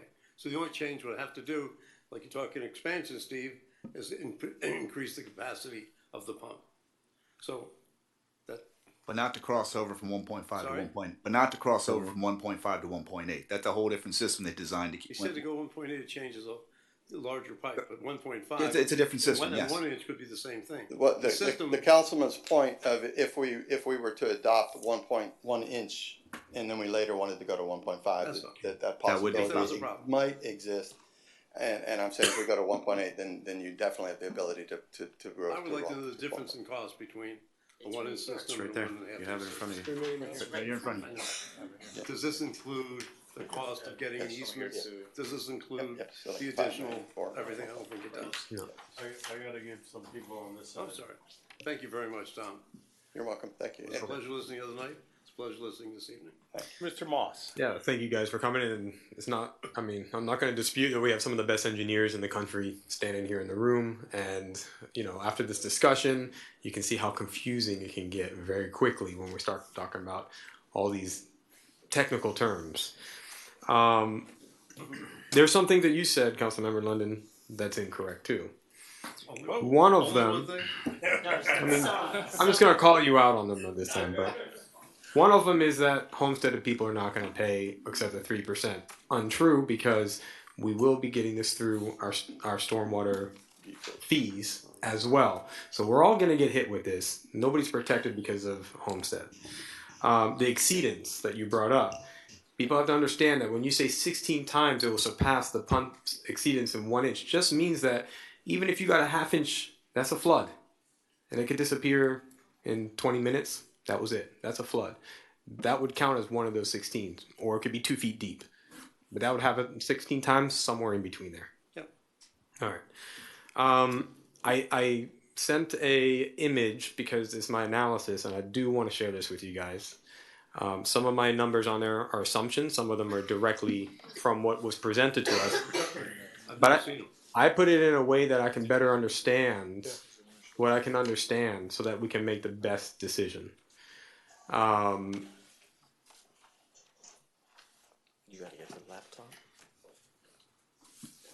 Some of the benefits of reducing what we may need is that we would need less easements, which are very difficult to acquire, a lot of negotiations, and sometimes might not be able to be required. We would need less linear feet for dissipator outfalls. We would need smaller spaces for pumps, which would take up less space in some of our parks. And we can go to conventional installation, which is a lot less expensive. So that's some of the benefits. One of the cons that has been spoken about, it's just true, is that it's difficult if we ever want to say, we gotta up the entire system and adapt it to stronger storms. That's true. But we have to make a decision. Is there any way to get that up there, the image? Oh, they're gonna put it up there. I have two images, one's just zoomed out and then the other one's zoomed in. Maybe, I don't know which one's which. So go to graph one, the other one first, just quickly. All right. So this is based on the numbers and the chart that was given to us that we've been speaking about. The top blue line that you see going all the way down is what our existing system is today in 2060. If we did nothing, that's over 26 inches of water during a storm, which is our 10-year, 24-hour storm. And I want to repeat, this is a storm that we've seen 5 times in the last 30 years. It's a rare storm. It can cause a lot of damage, but we've seen this 5 times. And this is what this model is modeling. These are not your everyday storms that you see 3-4 times a year, which are still fairly rare, but these are 5 times in 30 years. Technically, what it means is that we have a 10% chance of seeing this storm every year, and statistically that means we should be getting them about 1 per every 10 years. That blue line would take 97 hours for it to go from 26 inches down to 0. Now, when we move to one of the lowest amount of pumps per hour, which is a 1/2 inch per hour, which is well below the 2 inches that's being recommended and well below the 3.2 inches that was recommended originally. That's that first red line that you see going straight down. So the difference already we're talking about is massive improvement that we're already talking about. Can you go to graph number 2 that's a little bit more zoomed in? Make it darker. That's a challenge. Brett, the red line, again, just repeat what that That's is. the 0.5, 1/2 inch per hour pumped out. There you go. So the red line is that first Why one. does it not start at 26 inches? Because that's not what happens. Because when it rains, it's already pumping and it's catching up. So when you look at it, it's 14.3 inches in 8.5 hours. So that's what would happen at a 1/2 inch pump. So let's go to the 1 inch.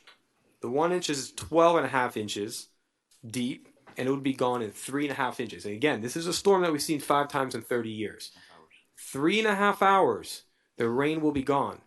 If you see the dark horizontal line, that's the 14-inch threshold that we put to make sure that vehicles of emergency vehicles can pass. We're not exceeding that in a rare storm. Now, if we go down to 2 inches per hour, that means we will have 9 inches at the crown of road. And remember, these are the lowest points of the crown of road in the K8 basin. It will be gone in 1 hour and 15 minutes. Extremely good. But that comes between 1 inch to 2 inch of about $8 or more million to get to that point. And if you go all the way down to that little sliver at the very, very bottom, that purple one, that was what was presented to us originally, the 3.2 inches. We would have, in this massive storm that we get, 5 times in 30 years, 3.6 inches gone in 45 minutes. Okay? So what I want to do is make sure that we're making the right decision. Now, what's been told is that, yes, storms can get much, much more intense. And that can happen. We don't know what's going to happen. None of us have a crystal ball. We can decide that we want to pay that premium just in case. From my analysis, between 2 inches and 1 inches on this entire project is almost $65 million to have that security. Because if it's $8 million on this portion, and you put that over the entire project, it's going to be expensive. So, what happens? What entire project? Why are we talking about an entire project? All the zones. How else are we going to spend? How else are we going to make sure that we We can? have to do the same level of service. That's in the every beauty zone. of the zones. Yeah, That's You don't need the same level of service throughout the island. Like They're zone totally 1 that you independent. keep talking about Be the worst. has Okay. large areas So that don't thi- need. this is how I get the entire project, is because we have a total cost that was given to us in the entire project. Yep. So again, I said some of my numbers may be assumptions, but I just want to analyze it in a way of what that could cost based on the entire amount. So what happens is that we had a 300. But excuse me, Assume that every you zone has could the same, needs the same yeah, level of you service. could have a zone that has a Arguably the 1 worst inch zone. 1 inch pump. All right, fine. We can. You don't want to use that one? Don't use that one. But we'll hit those when they come. Now, let's focus on the K8 if that's what you guys want to do. So we have a slope. That slope will not change because that's the speed as with removing water per hour. If a storm gets stronger, what happens is the amount of water on hour 0 will go up. And then the slope will go down and we'll hit at another hour. So the question comes down to, what are we willing to live with? I mean, what we have now, we'll probably never get to, even if the storms double in intensity, which the trends that they've shown us is rising slightly, yes, but I don't know if it's ever going to get there. So we have to make a decision on 3.5 hours with 14 inches or 12.5 inches in the road for 3.5 hours versus 9 inches in the road for an hour and 15 minutes. And hey, if the storms get more, we're not going to be able to adapt to it, but we're just going to have to live with a little bit more water in the street for a little bit longer time. I mean, we're not talking about massive amount of hours here. I mean, if we have 3.5 hours, are we okay if it goes up to 5 hours? I mean, I live on an island. I'm okay with some water. And remember, this is a storm that comes 5 times and historically for 30 years. So one of the things that I was a little upset about in the last presentation is that I remember crystal clear that in that workshop when we decided what we wanted to see the models come back, and then we said it again, we reviewed it and we made some changes up here on the dais. I specifically said we have to look at the storms that we get a couple of times a year, 3-4 times a year. I would like to see that data. I spoke to Tom today in a meeting. He says, yes, we can average that out, find that. We already have the model, so we can plug in how much rain falls and what we're going to see. And I guarantee that it's going to be much smaller what you're going to see in front of your houses on a normal year. And every once in a while, we get a huge storm, just like we do. Allison, I know you lived in the north like I did. We get a big snowstorm once in a while. You've got to deal with the inconvenience of getting that snowstorm. You know, we're not designing streets with heaters everywhere so that when snow falls, it's always perfect so everybody can get to your house in those once in a while storms. We just have to live with it sometimes. So I think that, you know, from looking at this chart, it became much clearer to me that we can decide on something else that, you know, depending on whatever the money comes at the end, there's other projects that are very important. We have the beach that we're not talking about yet. You know, I don't know if it's worth paying the premium just in case that we don't want to make sure that we don't go over the 3.5 hours or don't go over the hour and 45 minutes or hour and 15 minutes that we might be able to put towards doing something on the beach side for protection or ocean side. So these things do concern me. That's why I wanted 1 month. We sit down and kind of workshop this out with each other. You guys, look, I didn't even think about what you guys just told me, and that's great. I mean, I'm not saying I'm right. I might even end up at 2 inches when we all have the discussion. But when I look at this, I'm just saying I don't think we're visualizing it correctly because we're talking about such technical terms. And it's hard to think about what it is that we really need to make a decision on. And this is huge. And this has consequences on other projects. So that's where I'm coming from. And I don't know if this is any help to anybody, but I think that we need a little bit more time to make that decision. Okay. I would like to. I want to ask, can I ask questions about this specific thing? Okay. Brett, how is it that for the same storm, one model shows, the one from the scientist, shows that we get 26.3 inches over the crown of the road for 102 hours, and you have us never over 14 inches? I don't know what you're talking about. The 26 inches is the blue one at the top. That's our existing system. Sorry, 19.7 over 16 hours. Where's 19.7? The first one. Okay, but I'm looking at the models from 27 for 2060. This is the models for today. We can do that too, but I'm glad you brought that up because it says on June 3rd and June 4th in 2022, the storm had 26.3 inches for 102 hours. That's more than 4 days. I don't remember seeing water in the street for 4 days after the rain stopped. I just don't remember that. I might be wrong, but for 4 days. Actually, there were areas that did have water standing around for 4 days. But ponding, but not flooded. Ponding, for 4 days. no, that's not to say that there was that much water over all the streets for 4 days. That's not what it's. No, it's when it got down to zero areas into still this. do have ponding in them over the 4 day period. It's not to say at all that all those streets are flooded out for 4 days at that level at all. Keep going. That's fine. Okay, but so Brett, how I want to understand your graph. I looked at it before when you sent it, And I just don't understand how that same system, you have us never over 14 inches. What system are you talking about? The $23 million one, it's because you're using a different storm? No, it's 11.4 inches.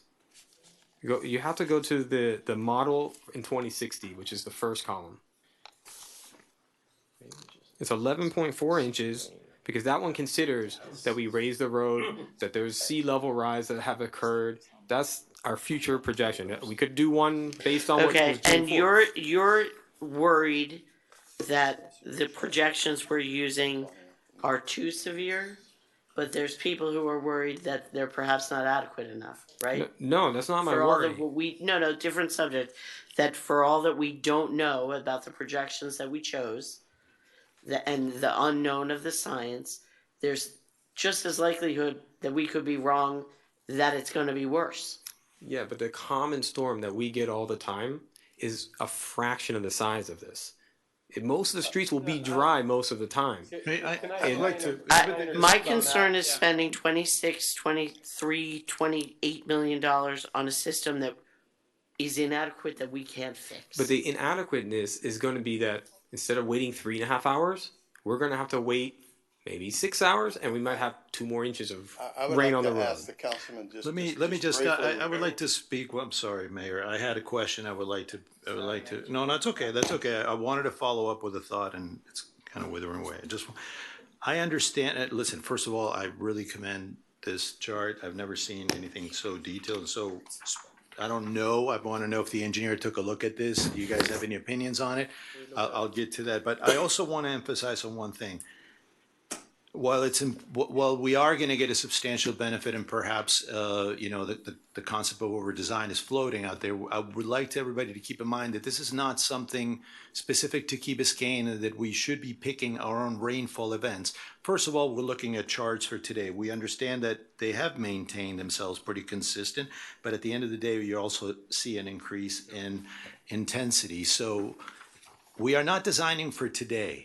We're not picking raindrops from the sky and measuring them on a year basis and say, hey, you're only going to get four rainfalls of that type this year.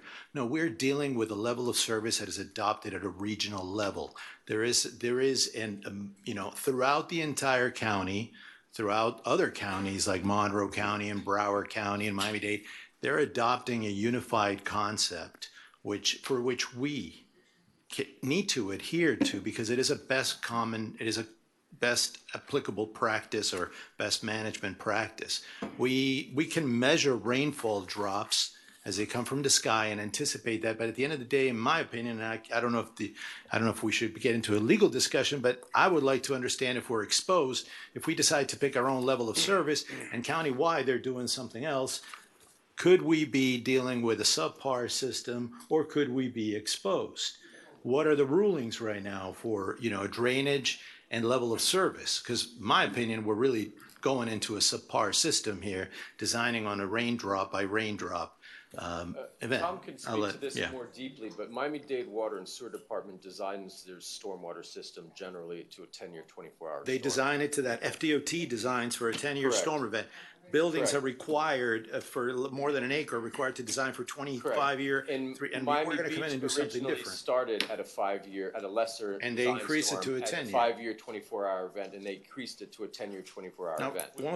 I don't want to. I mean, that sounds wonderful and it looks great, but that's what it takes to get to a level of service that is adopted countywide, and that's what it takes for us to have a level of service. So we're not exposed, and we're not designing on our own level of service without thinking of a unified thought that the 4-county area is already adopting. Yeah, I want to let Tom respond to this analysis, but I also want to reiterate that when you, Councilmember Moss, when you say that a 10-year, 24-hour storm is a very infrequent storm, I would argue that that's not entirely true, because in truth, we've seen a storm like that June 2022 storm, at least since I've been here, I've seen one of those events at least 2 or 3 times a year. And I know, because I go out and I see them and I measure them, and I get all the calls from the people that are complaining about how their roads are completely impassable and flooded out. That June 2022 event was 11.2 inches over 24 hours at a rainfall intensity of 1.92 inches per hour. A 10-year, 24-hour storm is a 7 or 8 inch storm event over 24 hours at an intensity of 2.4. So it's not exactly apples to apples, but it's pretty damn close.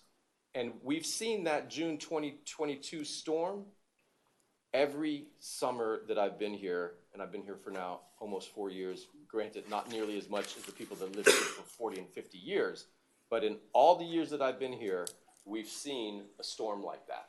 And a 10-year, 24-hour event does not mean that it's only going to happen once in 10 years. And that's something that people have a hard time wrapping their brains around. It only means that it could happen in any given year, but it's likely to not happen but once in 10 years. But it can most certainly happen in any given year. And it can happen 1 year after another. The correct definition would be 10% of the storms that cross the peninsula of Florida are capable of producing a rainfall equal to or greater than that precipitation amount.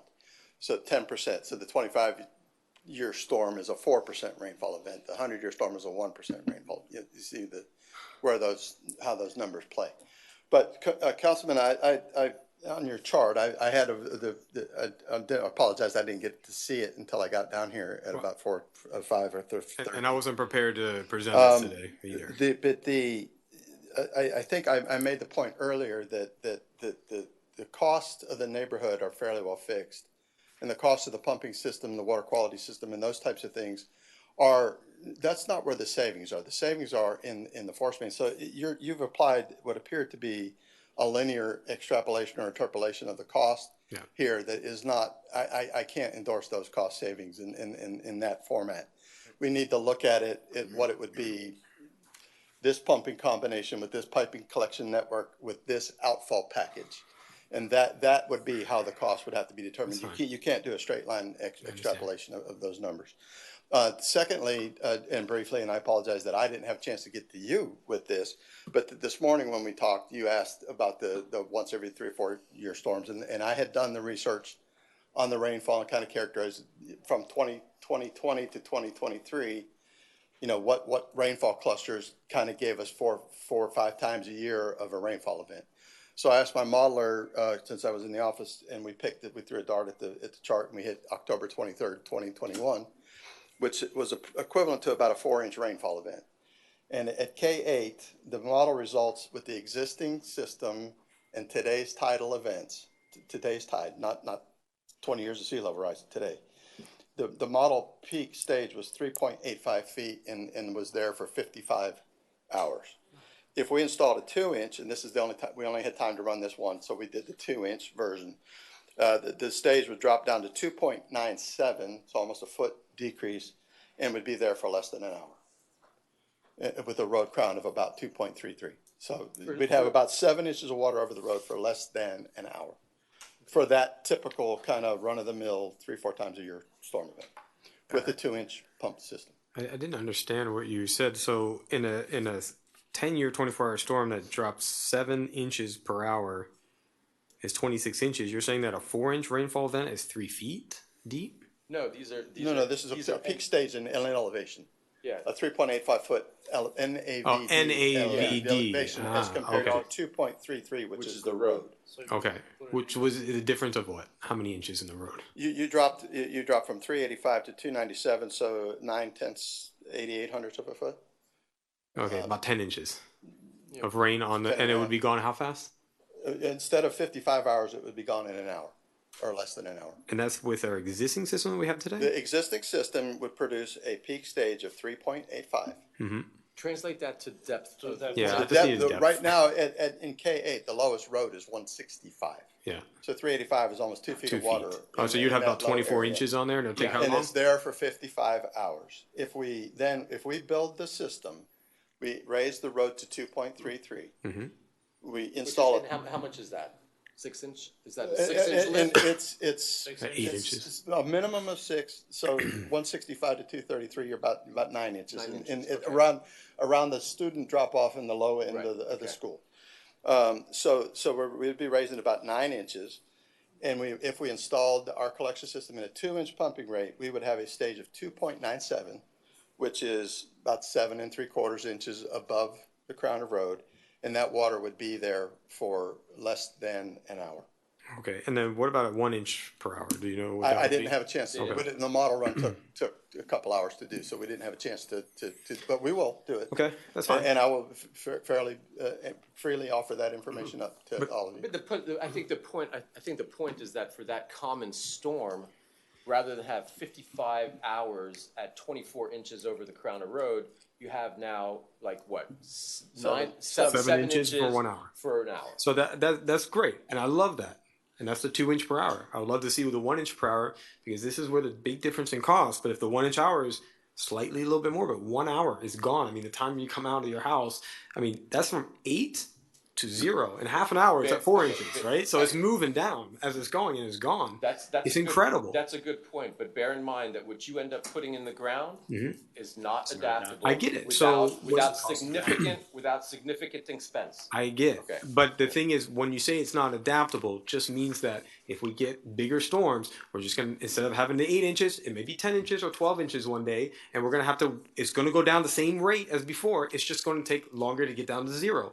The question is, are we willing to live with that on an island, or do we need to have this dry all the time? Are we living, we're living here and we might need some water, and this is a lot of money.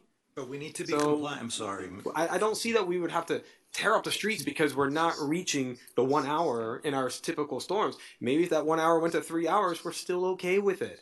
That's adaptable too. That means we're adaptable. We don't have to tear up the streets again. So again, it could be that 2 inches is the better one or 1 inch, but we have to put that together and make the decision of what we feel is most comfortable because it is a cost.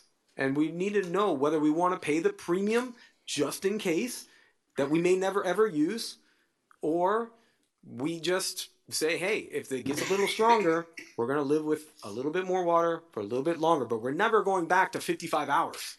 We're not going back to 26 inches, what we have today. We're not going to go even close to that.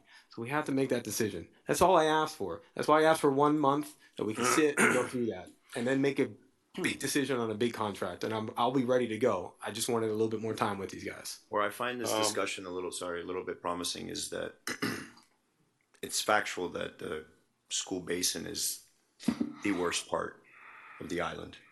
And we still don't know how materially it's going to affect the adjacent zones. We also can't really cost what those zones are going to look like. So that linear costing that Brett was talking about earlier, certainly we have no idea.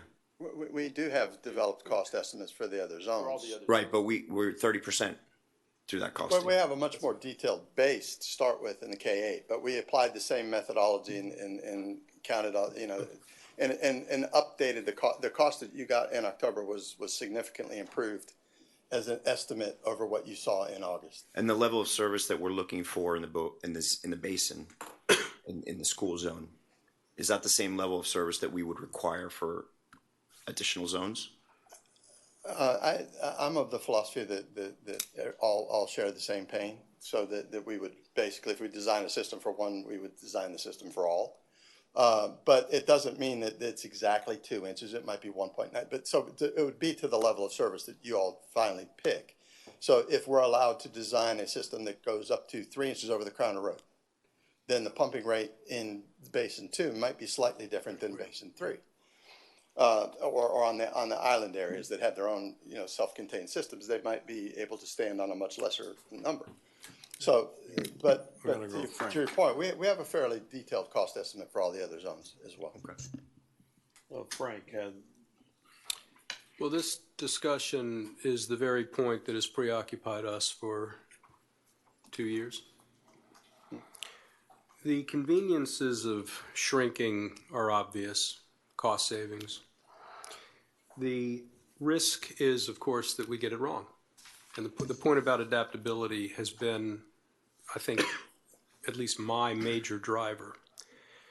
That means that, to me, yeah, we can live with water. We've debated subjectively how much for how long. But if we don't get the underground infrastructure right, And remembering that we're designing not for what happened over the course on average of 31 years ago to today, but what's likely to happen in the future, and nobody knows. But the empirical data suggests that it's going to get worse. Anecdotal data suggests that it already is worse. You mentioned a bit ago the kind of iterative work that's associated with the easements that are yet to be inked. There's a timeline associated with that. Brett and others, and me included, have been wrestling with the question of level of service and dissipation rates for a long time. We're obviously still irresolute on that subject, but I'm increasingly resolute on the premise of not getting the underground part wrong. And it's become more clear since our meeting a couple of weeks ago, and including in the workshop, that the decision isn't just the dissipation rate, it's what kind of pipe, what dimension pipe we put under the ground, which to me is the most important decision in all of this. So if we have a time window within which this planning is still iterative while you're proceeding with your design work in all other respects, do we have time to wrestle with this decision, to get to the final end of this analysis and come up with a decision with the understanding that this decision correlates with the size of the pipe underneath the road, yes, which correlates to cost, but if we get that decision wrong, we've done nothing except waste $26 million. I will answer that by saying simply that the collection system, the number of inlets, the piping from the school to the pump station site are the same whether we evaluated 1 inch, half inch, 2 inch, 3 inch, 4 inch. So you proceed with your work. We could start in the work to the east of the pump station and then wait till this body rendered another decision on the actual design of the pump station and where the water goes from there, which gives time to negotiate easements, which gives time to. I think that's very good to know, because we have a little bit more work to do. It does require, though, approving moving forward with this work order to undertake that process, though. I understand, and that's why I asked the question. Right. Can you, before you go, can you talk to the assumptions and some of the things that we are working towards and give some measure of ability to get those things so that everyone here has that opportunity to hear what that entails. And I think the manager can also add to that. You want to start with that one, or I'd be happy to. I'll start by speaking specifically to the easements, because we do need additional discharge capacity. In one particular instance, we feel relatively confident that we are going to be able to get the easement for an extra outfall. How big a dissipator structure we can associate with that outfall is to be determined, but at a minimum, we would be able to get a single slot dissipator box associated with that outfall, which would give us another 25 CFS. Okay, great. There's another property owner that we're speaking with as well that is also willing to give us an easement, and that easement could take a larger dissipator structure that would close the deficit completely. And those are discussions that are happening right now and are looking positive, but to be completely honest with you, are not inked. So I'm not going to tell you for certain, but again, between now and May, we will have to nail that down. The other variable that could be added to that was we gave you a cost in January of whether we could dissipate the water within the zone or whether we could pump it to the yacht club.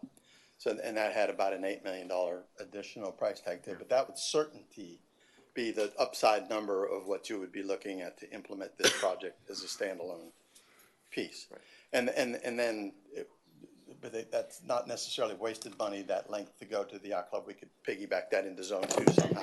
Yeah, and I'd also add to that we are in the process of inking an easement agreement just to the south that complements an existing outfall, and that easement is going to have 25 feet of additional space to put in probably two slots. So that's 50 CFS of discharge capacity. While it's not in zone 1, it's just to the south of zone 1. So, you know, what we're trying to do is advance a design with as much flexibility as possible, such that depending on how things play out with these various easements that we're trying to nail down, we'll be able to sort of pivot one way or the other. But the fact of the matter is, we wouldn't be making the recommendation to move forward with a design for zone 1 that would sort of take this approach that we're going to manage all the water within zone 1 if we didn't have some level of comfort that it was actually doable. And with regards to the yacht club, the main concern that I personally had with trying to secure additional discharge capacity at the yacht club was their interest in having the Hacienda Canal dredged. And in speaking with the coastal section chief at Durham and in speaking with the permit section chief at Durham, we determined that the dredging of the Hacienda Canal is not as insurmountable as I thought it would be. And that's another layer of comfort that I have relative to our ability to secure the discharge capacity that we need by getting these easements negotiated with either the yacht club or particular homeowner or whatnot. So you don't have certainty, but you have a high degree of confidence that those will be achieved. More so now than I did, 6 months ago. All right. If I might, sir, to address your comment that you made, Councilman, that the uncertainty of K, its benefit to other basins. In the existing condition, which is something that Mr. London picked up on when he looked at the potential houses flooded during the June storm, where we said, how if we add a ½ inch of pumping, is there more flooded houses? I'm about to explain it to you. So in the existing K8 system, the K8 drains back towards Crandon Boulevard and down to the southern outfall. Mm-hmm. In the new design, K8, those 17 acres are being added and redirected to the pump stations. So the plumbing is different, and only a ½ inch of pumping rate there allowed in that June storm would have predicted 2 more houses would have flooded in the K immediately in the vicinity of K8, where they wouldn't have flooded had we not separated. So the removal of that acreage from those outfalls is going to be to the benefit of the adjacent zone 2 and Crandon Boulevard property. Thank you. Just a quick question, Mayor. On the construction costs, is it absolutely necessary that we use horizontal directional drill? Could we be doing some savings to reduce some of the millions that we're putting here in addition? I mean, why? You're going to open up the street, you're going to rip the street apart, you're going to put a big pipe, you're going to have to muscle your way through that. There's contractors I know some of the contractors in the area, they prefer horizontal directional drill. There was a job on the beach, I know that was conducted that way. I just hope that, and I appreciate the fact that you guys are looking at opportunities where non-intrusive for the residents, but I'm just really wondering, there's a lot of, you can do this, you can put a big pipe and you can excavate the street, you still got to take out all the utilities anyway, because your sewers are old, your systems are old. I might get shot at suggesting this answer, but the gentlemen from Black and Veatch here are going to suggest maybe a delivery method that includes having a construction manager on board. Yeah, that's fine. That would help us to I guess what I'm asking, I'm not asking right now for a cost definition, I'm just asking for the possibility to look at opportunities to reduce the cost, because folks are looking at a jump from 23 to 26 and 28 to 33, and then that's a big jump. So, and I know that's associated to Trench's technologies and great stuff, but we got it.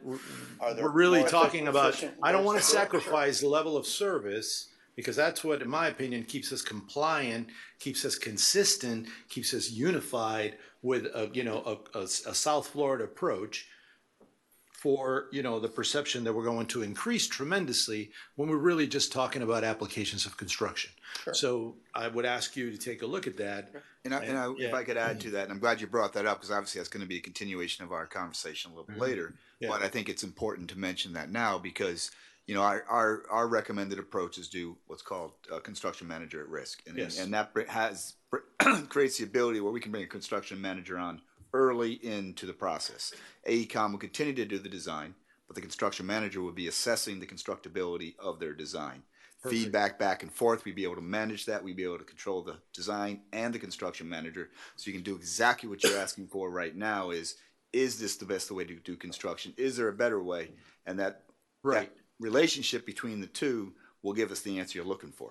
Understood. So is it fair to say that the number that is here today that we're looking at, this increase, could be somewhat worked out through logistics, you know, and several applications where this cost could be reduced? Because we're talking about a significant jump, and that's what's scaring folks, you know, that's what we gotta be. I tried to be as conservative as possible, and Okay. you know, All right. once I got bigger than a 36-inch, then I assumed that we would be doing some directional drill as opposed to. Okay, but that's bringing the cost up pretty high, and that's It what's does. getting everybody kind of rattled It on it. does, So we're but talking yes, about- we would explore every opportunity to drive the cost down. All right, let's work on that, because I think to a lot of people's points here more, that we're really seeing the jump because of construction applications and not necessarily because of, you know, the level of service in inches. It's jumping because the pipe is getting bigger, and then they're gonna say, oh, we don't wanna disrupt the streets, so what we're gonna do is we're gonna use micro tunneling, which is great, but perhaps we can muscle our way through the utilities and get this thing on the ground. Correct. And we don't know until we start designing. We don't know until we do, so let's be fair about it, let's just not, you know, you guys have gone down to the penny on this, so that's what's, you know, it seems like you're doing an opinion of cost. It's a little, you know, is that clear? I mean, this.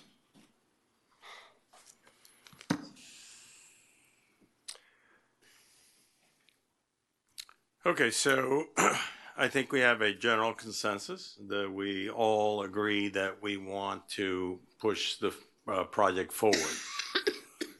Is there, oh, and by the way, what's the length of the design phase here? So it's, thank you, Mayor, for the question. It's 12 months for 100% design, and then we begin permitting. Okay, so how much? But be clear that the permitting is not happening necessarily in serial. Right. I mean, We could it is go in possible at a to start- 60%. Yeah. Yeah.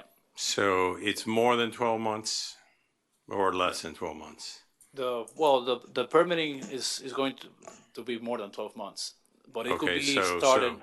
your design part goes at least 12 months. Yes. And then beyond that is permitting? Yes, but we could start the permitting, let's say, in 9 months. How much more? So you could say 12 months for 100% design, but let's say you start the permitting 9 months in. All right. So you're looking maybe 15, 16 months overall between design and permitting. so It's difficult to nail down exactly because it's hard to know. But roughly speaking. Roughly. Yeah. Okay, so we have this piece. The estimated construction time of just zone 1, that's all we're talking about here tonight, is how much? 2 years. 2 years. Okay, so this is very important for everybody to hear. So we're talking about 15 months plus 2 years, and we're only talking about one zone. Correct. So that means that the rest of the island that is having flooding problems, we were not even going to be addressing that for that period of time. Right. Okay, so my inkling is if we have consensus that we should go forward with this design part, because that's all we're doing at this point in time, let's go ahead and give the green light to that tonight. If you want to bifurcate and take another shot at understanding the level of service, okay, I'm ready to make a decision tonight, but if that's a course you want to take, not to take 6 months, not to take 24 months, you know, just enough time to make everyone feel comfortable, then, you know, maybe that's something that we should pursue. But I got to say this is the reason why I would support 2 inches or 1.8 is very simple. If at the end of the day, this project fails and we do not take care of our stormwater, nobody is going to be able to have the political will to be able to go back to the voters and say, oh, we have a couple more zones that we'd like you to look at. So when you all vote on this, you got to be very, very sure that this is going to work, because if not, the rest of the island will never have or take care of this flooding problem. So I might err on the over engineering to take it from beyond the 1 inch, okay? But this provides a level of comfort that we can then get the rest of it done. And the rest of it is, again, we're talking years out here, okay? So think about that carefully. We need to move forward. And I think that we can move forward. And if you want to bifurcate, it's not my idea. I would entertain that thought. You had a question? No, yeah, Mr. Mayor, I'd like to add, and I think, hearing some of the questions that were brought up by a couple of council members, I don't think we need to bifurcate. What we will do, and I'll give the direction to AECOM, is to move forward on the upstream portion of the design, which is going to be standard across the board no matter what. And then we can pick a time, right place, right time. We'll come back to the council in the near future to follow up, to discuss further what the force mains and the outfalls will look like. The pump system, force mains, and outfall. And in the meantime, you're working on the easements. Of course, yes, without a doubt. Right, Mr. Mayor. And so it's, I'm saying basically what you said. I don't think we need to bifurcate. I think we just need to sequence it, is what I'm saying. Can we just basically amend the order to them that they will proceed with everything that'll be similar, whether it's 1 inch, 2 inch, or 5 inches? That's what I'm saying. Back to that. I would amend the whatever it is resolution. You can amend it, or I'll just do it. Mr. Attorney, we need to amend it, or just I'll direct him to do so. I feel it's such. I think that either way would work. I think what the manager's proposing is that he's precluded from proceeding after. I don't know if there's a task that you can come up to because you have it broken down. Yes, we will just not start on the pump station task and work. So on that's the like system. task 8, I think, in there. So I'll tell you right now.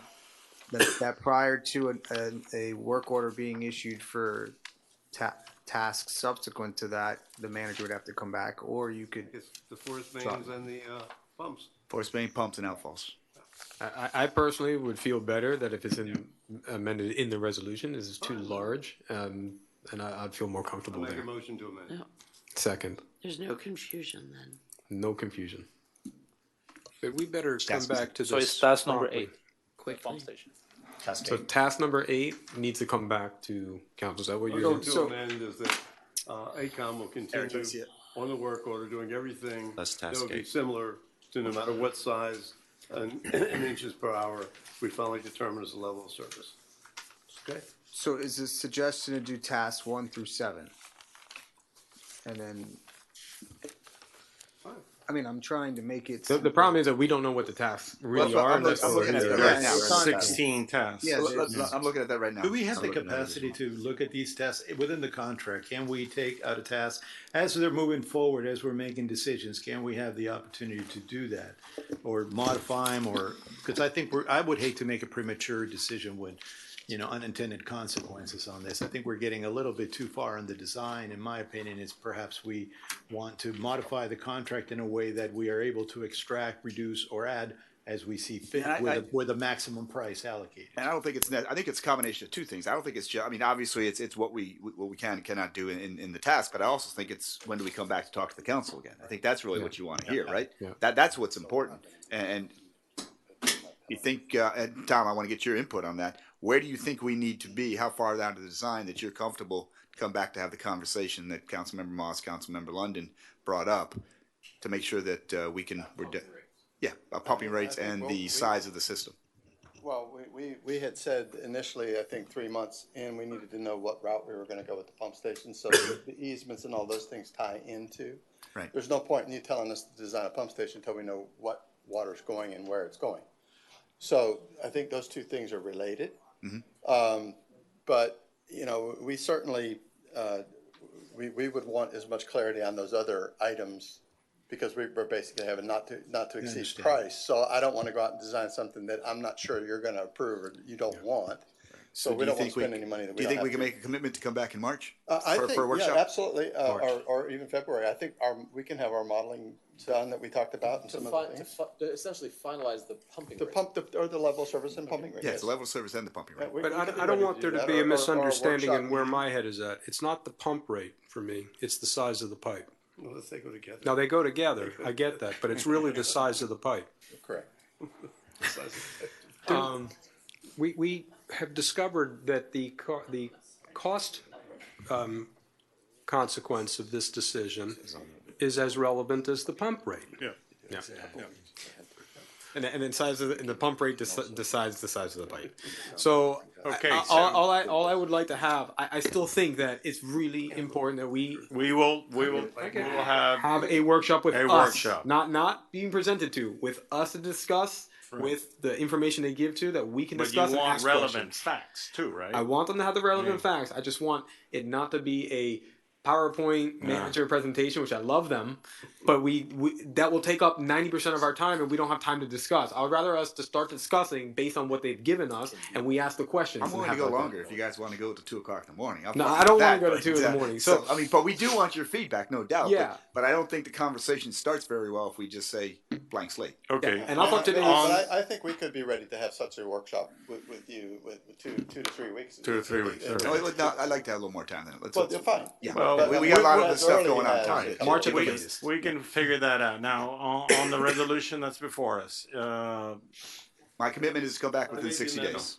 he made an amendment. Can Can you? you clarify the amendment, please? The amendment was. No, that- Chad, can you figure out legally what that is? Well, I was trying to break it out. Oh, so these are the tasks. The tasks, correct. So it seems like there seems to be a break at task 8, which is the pump station, right? Yep. So my question was, from what I guess you described as it upstream, you said? Upstream, yeah. Does that handle tasks 1 through 7? Is that appropriate? Take that So from then, Econ. I think that Councilmember London's motion was to I have the proceed other one. only at the 1 through 7 tasks now. Well, I was Right. just saying to proceed with all tasks that are not determined by the, number of. The pump, the inches force per mains, hour. or outfalls.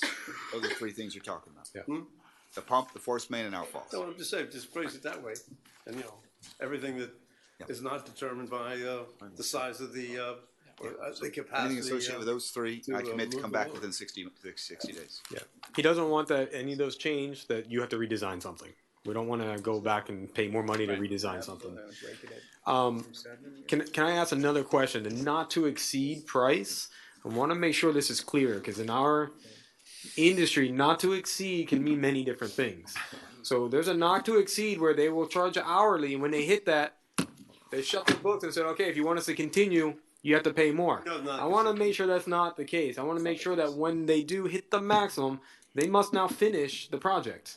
Because my understanding is these prices were an original lump sum fee that we turned into an hourly. So it's already saying that that was what we will do. If it's out of the scope, of course, you have to put that out of the scope. But within the scope, if we hit that maximum price, they're on the hook to finish all the work that they were going to do originally in that amount. And I want to make sure that that's what's in the contract. Yeah, Councilmember Moss, that's the case. It's not like we're going to just work hourly and then come back and say, oh, we ran out of money. We'll provide the scope of work that we All the way through we're with going that to provide. maximum It price. was under the advisement of the attorneys to state it as hourly not to exceed. Yeah. Okay, so that's set. But I want that the No, Chad, you heard me. I understand what Councilmember Moss is saying is that what he is concerned with is not the not to exceed hourly. What he's concerned is that you have a not to exceed hourly and you hit that number and you guys put up your hands and say, stop, we're not going to finish, because he's I had an would hope- experience that that's happened once before and he doesn't want that to happen again. I would hope That's his that our working relationship has shown you that we're willing to go above and beyond and to make sure that you get the product that you're looking for. I don't think that we have a serious deficit of integrity in that regard. So For sure. we will make sure that you get the product that you want. And just make sure, Chad, that it's clearly in there. I just want to make sure that nobody gets confused with what not to exceed, because these are long projects. And maybe some people are not working at the company anymore. There's a different council up here, and they're all trying to figure out what that I meant. think So to- just make sure it's To be clear. clear, the way it's spelled out is a not to exceed per task, right? That's how we ended up doing it.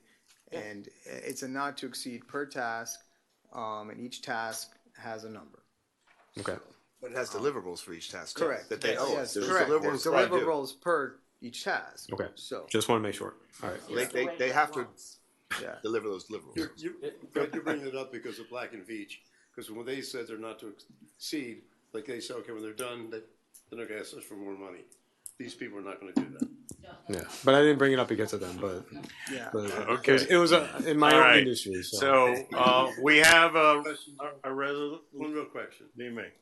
Didn't we give you a work order to do the whole village, to plan the whole village out to the system? How much it's gonna cost and everything else? That was work order 2B. Take Yes, on, that was right. the village-wide drainage So assessment. it's done. That's correct. So we are not, to answer your thing, Joe, we're gonna get the whole thing before the system is done, so we can move forward on other parts of the thing. I hope you're right. All right. Absolutely. As soon as we decide what the level of service is going to be, we will finish that plan for you. Yeah. But it's a plan, it's not like what we're paying Right. for right now for Exactly. zone one. Completely different. It's not a full design. That's correct. Yeah. Right. It's not a full design for the entire system. It is a It's not stormwater master planning level with Okay. fairly detailed So, cost estimates because we have looked. Answers the master plan question. Okay. And the level of service for Zone 2A, for example, may not be the same as the level of service for Zone 1. Is that right? It's possible. We don't know. We don't know till we get there tomorrow. That's right. I think that's the easiest thing to say right now. Okay, so the resolution as amended is on the floor.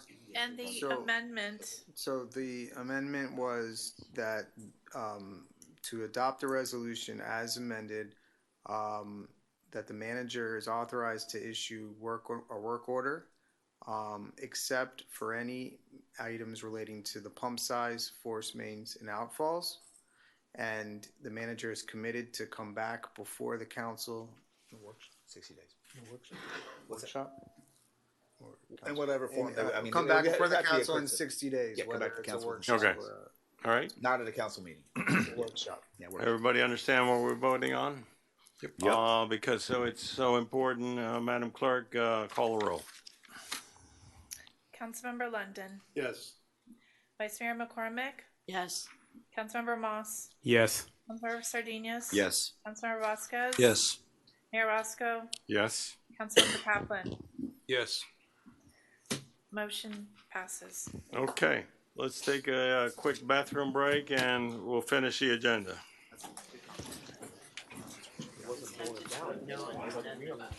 Just for the fun of it. It's okay. Sweetheart, I won't be upset.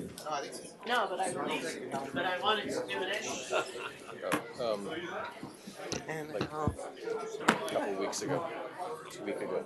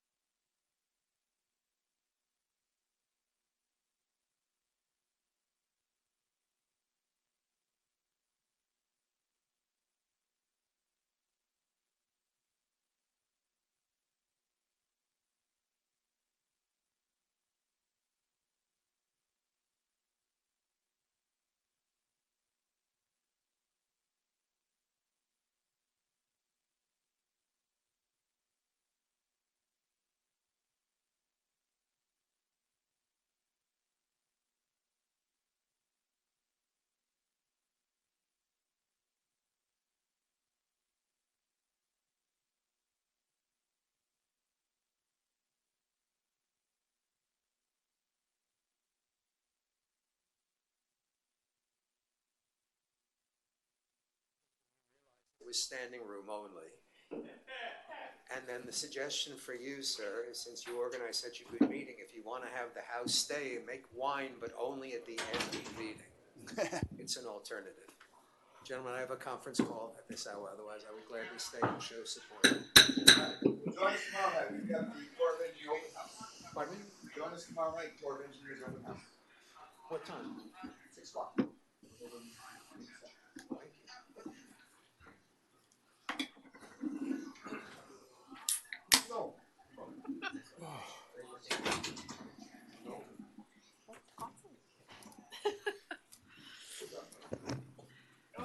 I mean, we have other business. You guys should just make it easy for me, man. No, it ain't gonna be easy. I have to like turn all that into something that makes sense. Yeah, people are for it, but they're against it. You can only use the Solomon, metaphor so many times. Split the baby. Got me to hit one else. We ready to go back there?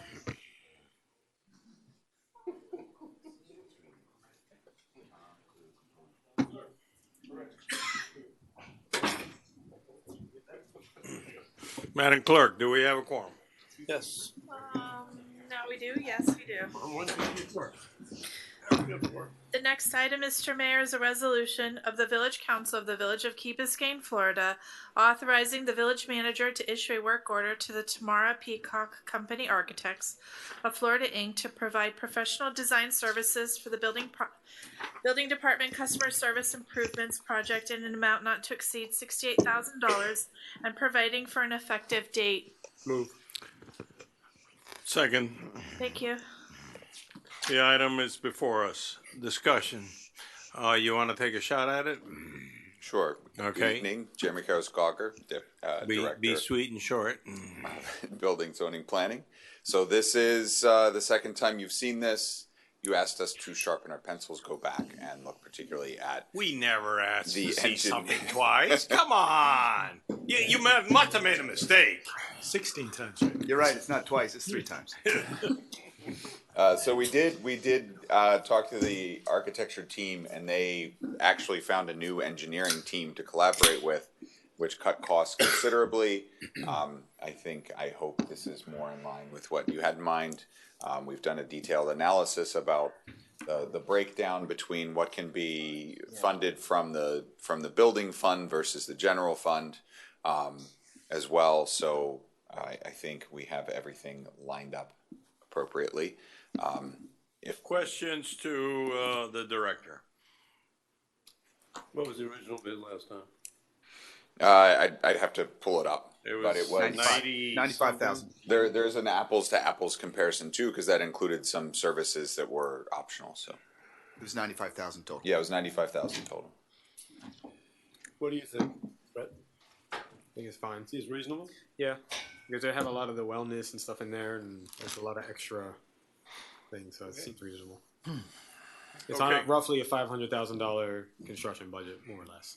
Yeah, I mean it's very hard to predict right now because costs are all over the place, but we do have certain components that we can get a good guess on, such as based on the work for LED lighting in the community center. Jeremy said he's going to negotiate it down to a really good deal. So.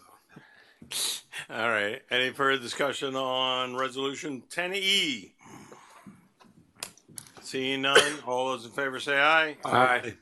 Opposed? Motion carries.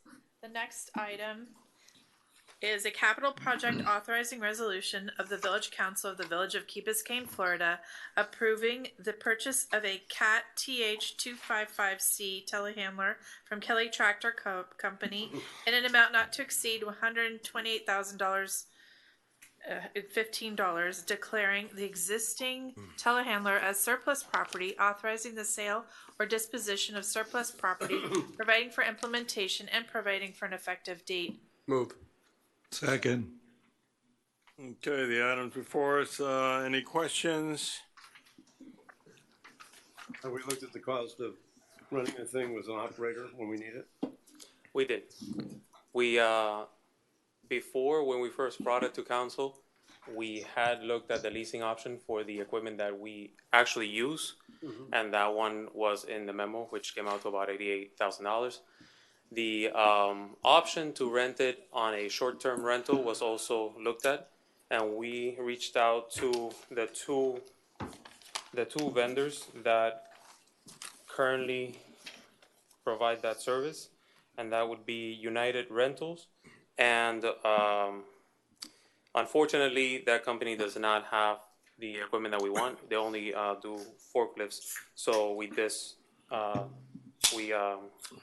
discarded that option. The other company that also provided short-term rentals is Sunbelt Rentals, and they as well do not have the grapple bucket that we use on a regular basis. Regardless, we asked them whether they would enter into an agreement, as was discussed, well, requested for us to ask, where we would be able to use the equipment during storm events, and they would not be able to revoke it from us if we had at least at the moment. And they both emailed us in the negative that they would not enter into that agreement because that's not their practice. But they're the two big guys in the room. But there's loads of small operators like LePeffra and a number of other people who are in the business who we supply with. All the contractors use them all the time. You need a machine, they send it out.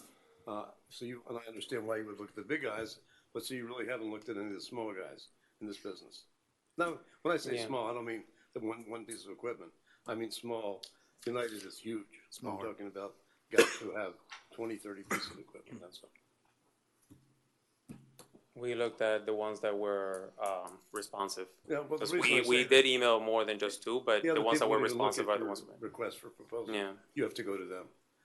The reason I'm saying that, because that would eliminate you maintaining it, having a person qualified to use it, or anything else, you only pay for it when you need it. With an operator? Yeah, with an operator, yes. No, we did not discuss, we didn't ask for that option. Yeah. I just thought it was a good option to Yeah. consider, rather than having a piece of equipment here to maintain and be worried about, and then train your people and take them. Obviously, you need the people working doing other things. So if this would just give an extra person when you needed it with the equipment. Well, we did go back and we itemized all the times that we used it to see if it also made sense to do it on a monthly basis and just do 1 month or 2 month. But just Pros uses it almost on a monthly basis, and they anticipate that with the opening of Paradise Park, they would have at least 5 more events a year. That's not counting the 4 or 5 times annually where they take in large deliveries that unfortunately, because of, I would say, the culture of the vendors, they're difficult to program. They just arrive and you have to be able to take care of the situation. Okay. I think, council member, if I could just add, obviously, you and I have worked in construction before, and it makes a whole lot of sense because you have a plan. You know exactly when you need it, at what time. You're in construction, they come, they do their work, and they go. This is much more flexible piece of equipment. We use it sometimes to pull out stumps that we don't know what's going to happen until we need to. We need more flexibility than just be able to schedule at a certain time at a certain place. Okay. Anything further on this item? Seeing none, all those in favor say aye. Aye. Aye. Opposed? Aye. Okay. Motion carries. Yes. The next item is a resolution of the Village Council of the Village of Key Biscayne, Florida, confirming that no village-owned property is suitable for use as affordable housing pursuant to Section 166.0451 Florida statutes and providing for an effective date. Move. Second. It's moved and seconded. Items before us, Mr. Director. So good evening again. This is really, frankly, ticking a box required by the state. That we have this list that we posted on the website. In our case, because all of our land is either government offices or parkland, we don't have any suitable land for affordable housing. Okay. And we need a We do public need a public hearing. hearing per the statute on this. Okay. Public hearing is now open on Resolution 10G.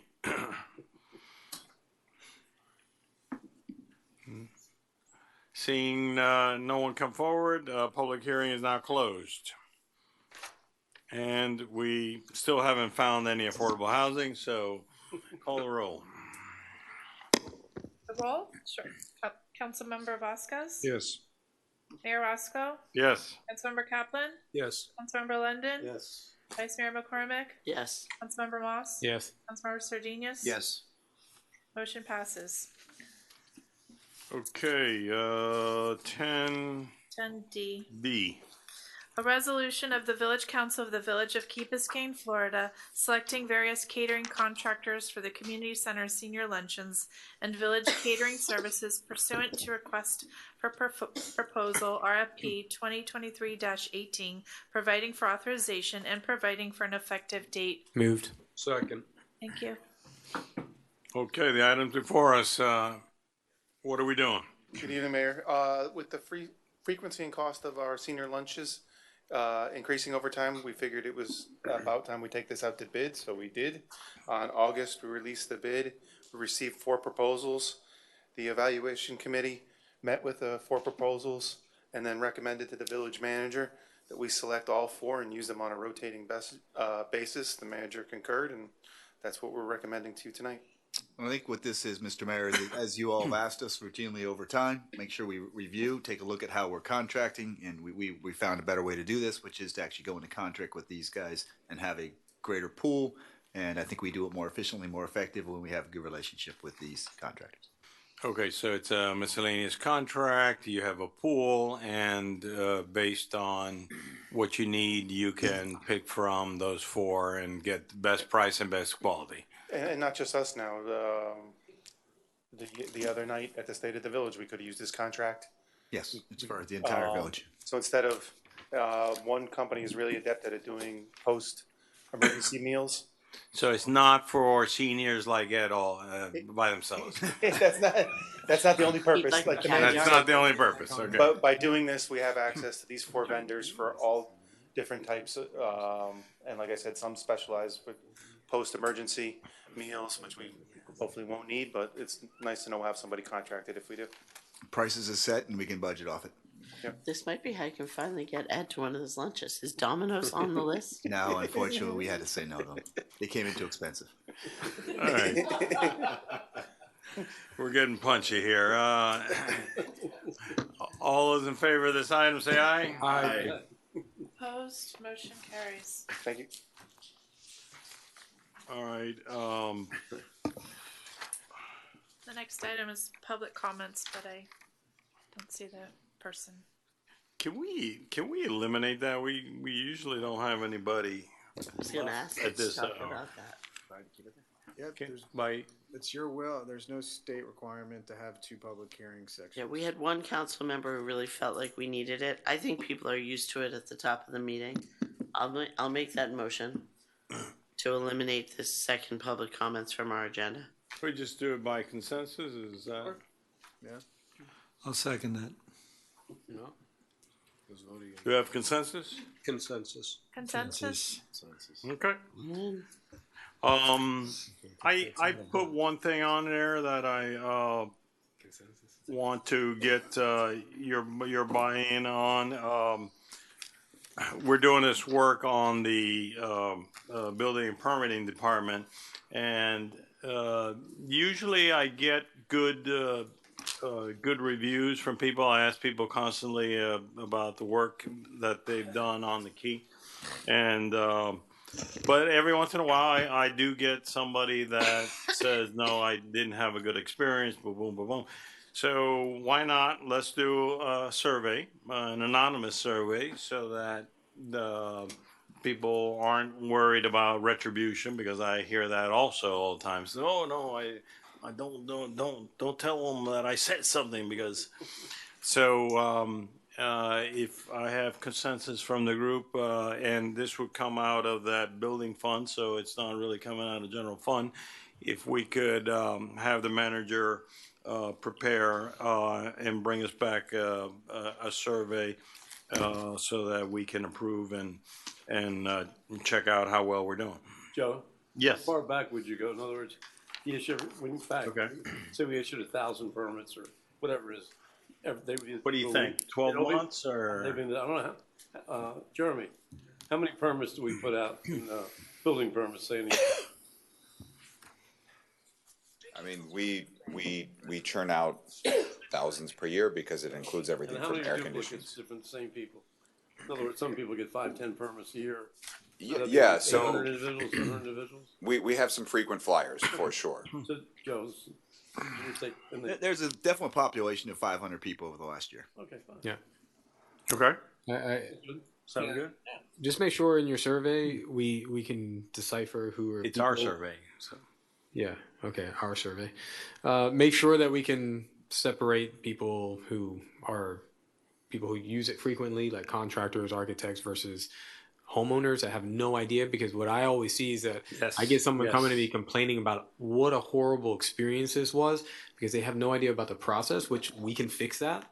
But then you will get an architect or a contractor that knows that this is one of the best ones to work in because they go over and work in Miami and they're just like, oh my God. Like they love coming here because they can get stuff done over here, right? So I don't want to make sure it's skewed because someone just is unaware, the parent. No, we want to drill down. Okay. We'd actually like to drill down in real detail. And because if the problem is, 90% of our bad reviews are from first time users, then we need to fix that. Exactly. So yeah, we'll try and get detailed information so that we can improve They process. mark on there how many permits to get in a year. Yeah. They give you some idea. Maybe. And following up on what you said, because I hear the same thing, is like sometimes that little guy, that person who wants to pull their own permit, and they will say to me, they make me do stuff that a big guy can do easily, but they would have to go and get another survey or get a this or that, and that's where it kind of seems to break down. Is we're asking them to do, what a big contractor would have no problem doing, but for a little guy, it's kind of like very tenuous.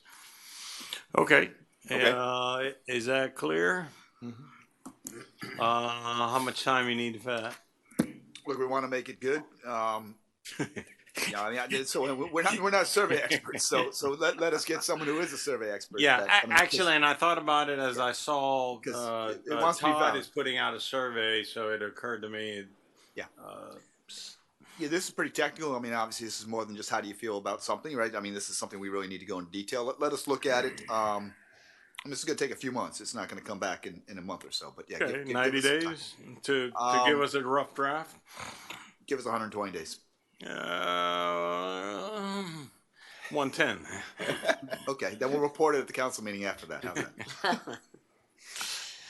All right. No, and all seriousness, I mean, I think the hard part is not getting the feedback. The hard part is writing the questions to make the information we get valuable, right? I think that's the hard part, and I think that's something that, I mean, Jeremy has some feedback, but I think we can pick up some other building directors throughout the, obviously Renee, but also others who've done something similar. Yeah, and I think this is why you work with a surveying company, because they know how to ask the questions. Yeah. So, yeah, we'll work. I want to make sure we do it right if we're going to do it. All right. All right, we have also consensus and hopefully get it back in less than 120 days. Anything else that we need to go over that's really pressing and important? Attorney, Form 6. So several of you have contacted me regarding Form 6. Form 6 is something that's now required as a matter of law for municipal officials. Previously, what was required was Form 1. You guys have been filing Form 1 for many years. Form 6 is something that's been required of judges, county commissioners, school board members, the governor, and right now it's kind of around the state of Florida a little bit chaotic with municipalities. There's been a lot of cities that have lost quorum, a lot of city councils that have completely resigned, and so we've been fielding a lot of questions. All of you will be required to file Form 6 in July. We are, my firm is planning to be filing a lawsuit challenging the constitutionality of Form 6 based upon an invasion of privacy. We have 12 plaintiffs so far, plus several municipal plaintiffs, plus several individual elected officials. If it's something the village wants to do, you're happy to join that lawsuit. And I'm just here to kind of brief you on it. I know that the clerk had circulated materials late last year regarding it, but it's the law of the land right now, and it's what you're required to do. So I think we should join. Yeah, I'm in total support of it. I mean, I think that I mean, before you even brought that up, I started thinking, how is this constitutional? Because it really limits people to take part in their own government. It's putting a restriction on there that I feel that is going to hurt the future of definitely Key Biscayne, as many other municipalities where you have volunteers to step up to take part in their own government, and now they have to release all this privacy out there. That I think that in today's age is something that people don't want to do. So I think it's completely out of line for municipalities who are volunteering to have to go through this, and I'm 100% behind joining the lawsuit. It's a bad policy. I agree. Okay. Sorry. Anything beyond just consensus of consensus? Yes, I'm in on the lawsuit as well. Thank you. Chad. Well, I guess what else are people considering? I mean, the lawsuit is great, but my assumption is it will not be resolved before we're required to file. What are the consequences if we refuse to file? Sure. Are people talking about that? Are they talking about municipalities paying fines on behalf of their councils? How is that working? So, first of all, I would like, if we could read I have a resolution here so we can formalize it that you would join the lawsuit. Also, we're charging a flat fee of $10,000 can come out of our budget. For here we can absorb it. In answer to your question, there's an automatic fine for not filing of a maximum of $1,500. It's $25 a day up to $1,500. That's an automatic fine. Potentially, there could be civil penalties up to $20,000 if a complaint is filed before the Ethics Commission. That's never been done in a Form 6 setting, but it's possible. That may be challenged too at one point, but that is the realm of possibility.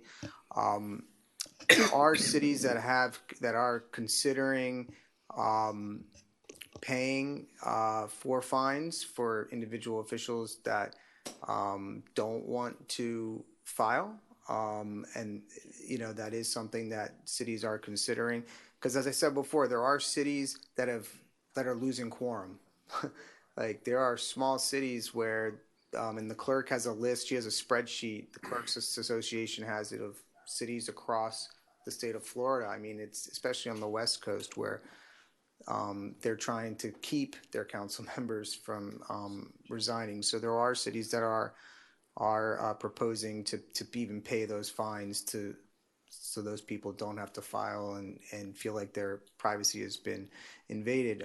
We are going to be seeking an injunction, so hopefully we can stay the enforcement of the law. So you wouldn't have to file in July, but that's going to be something up in the air. Theory is invasion of privacy, you said? So we have several theories. Our strongest theory is invasion of privacy.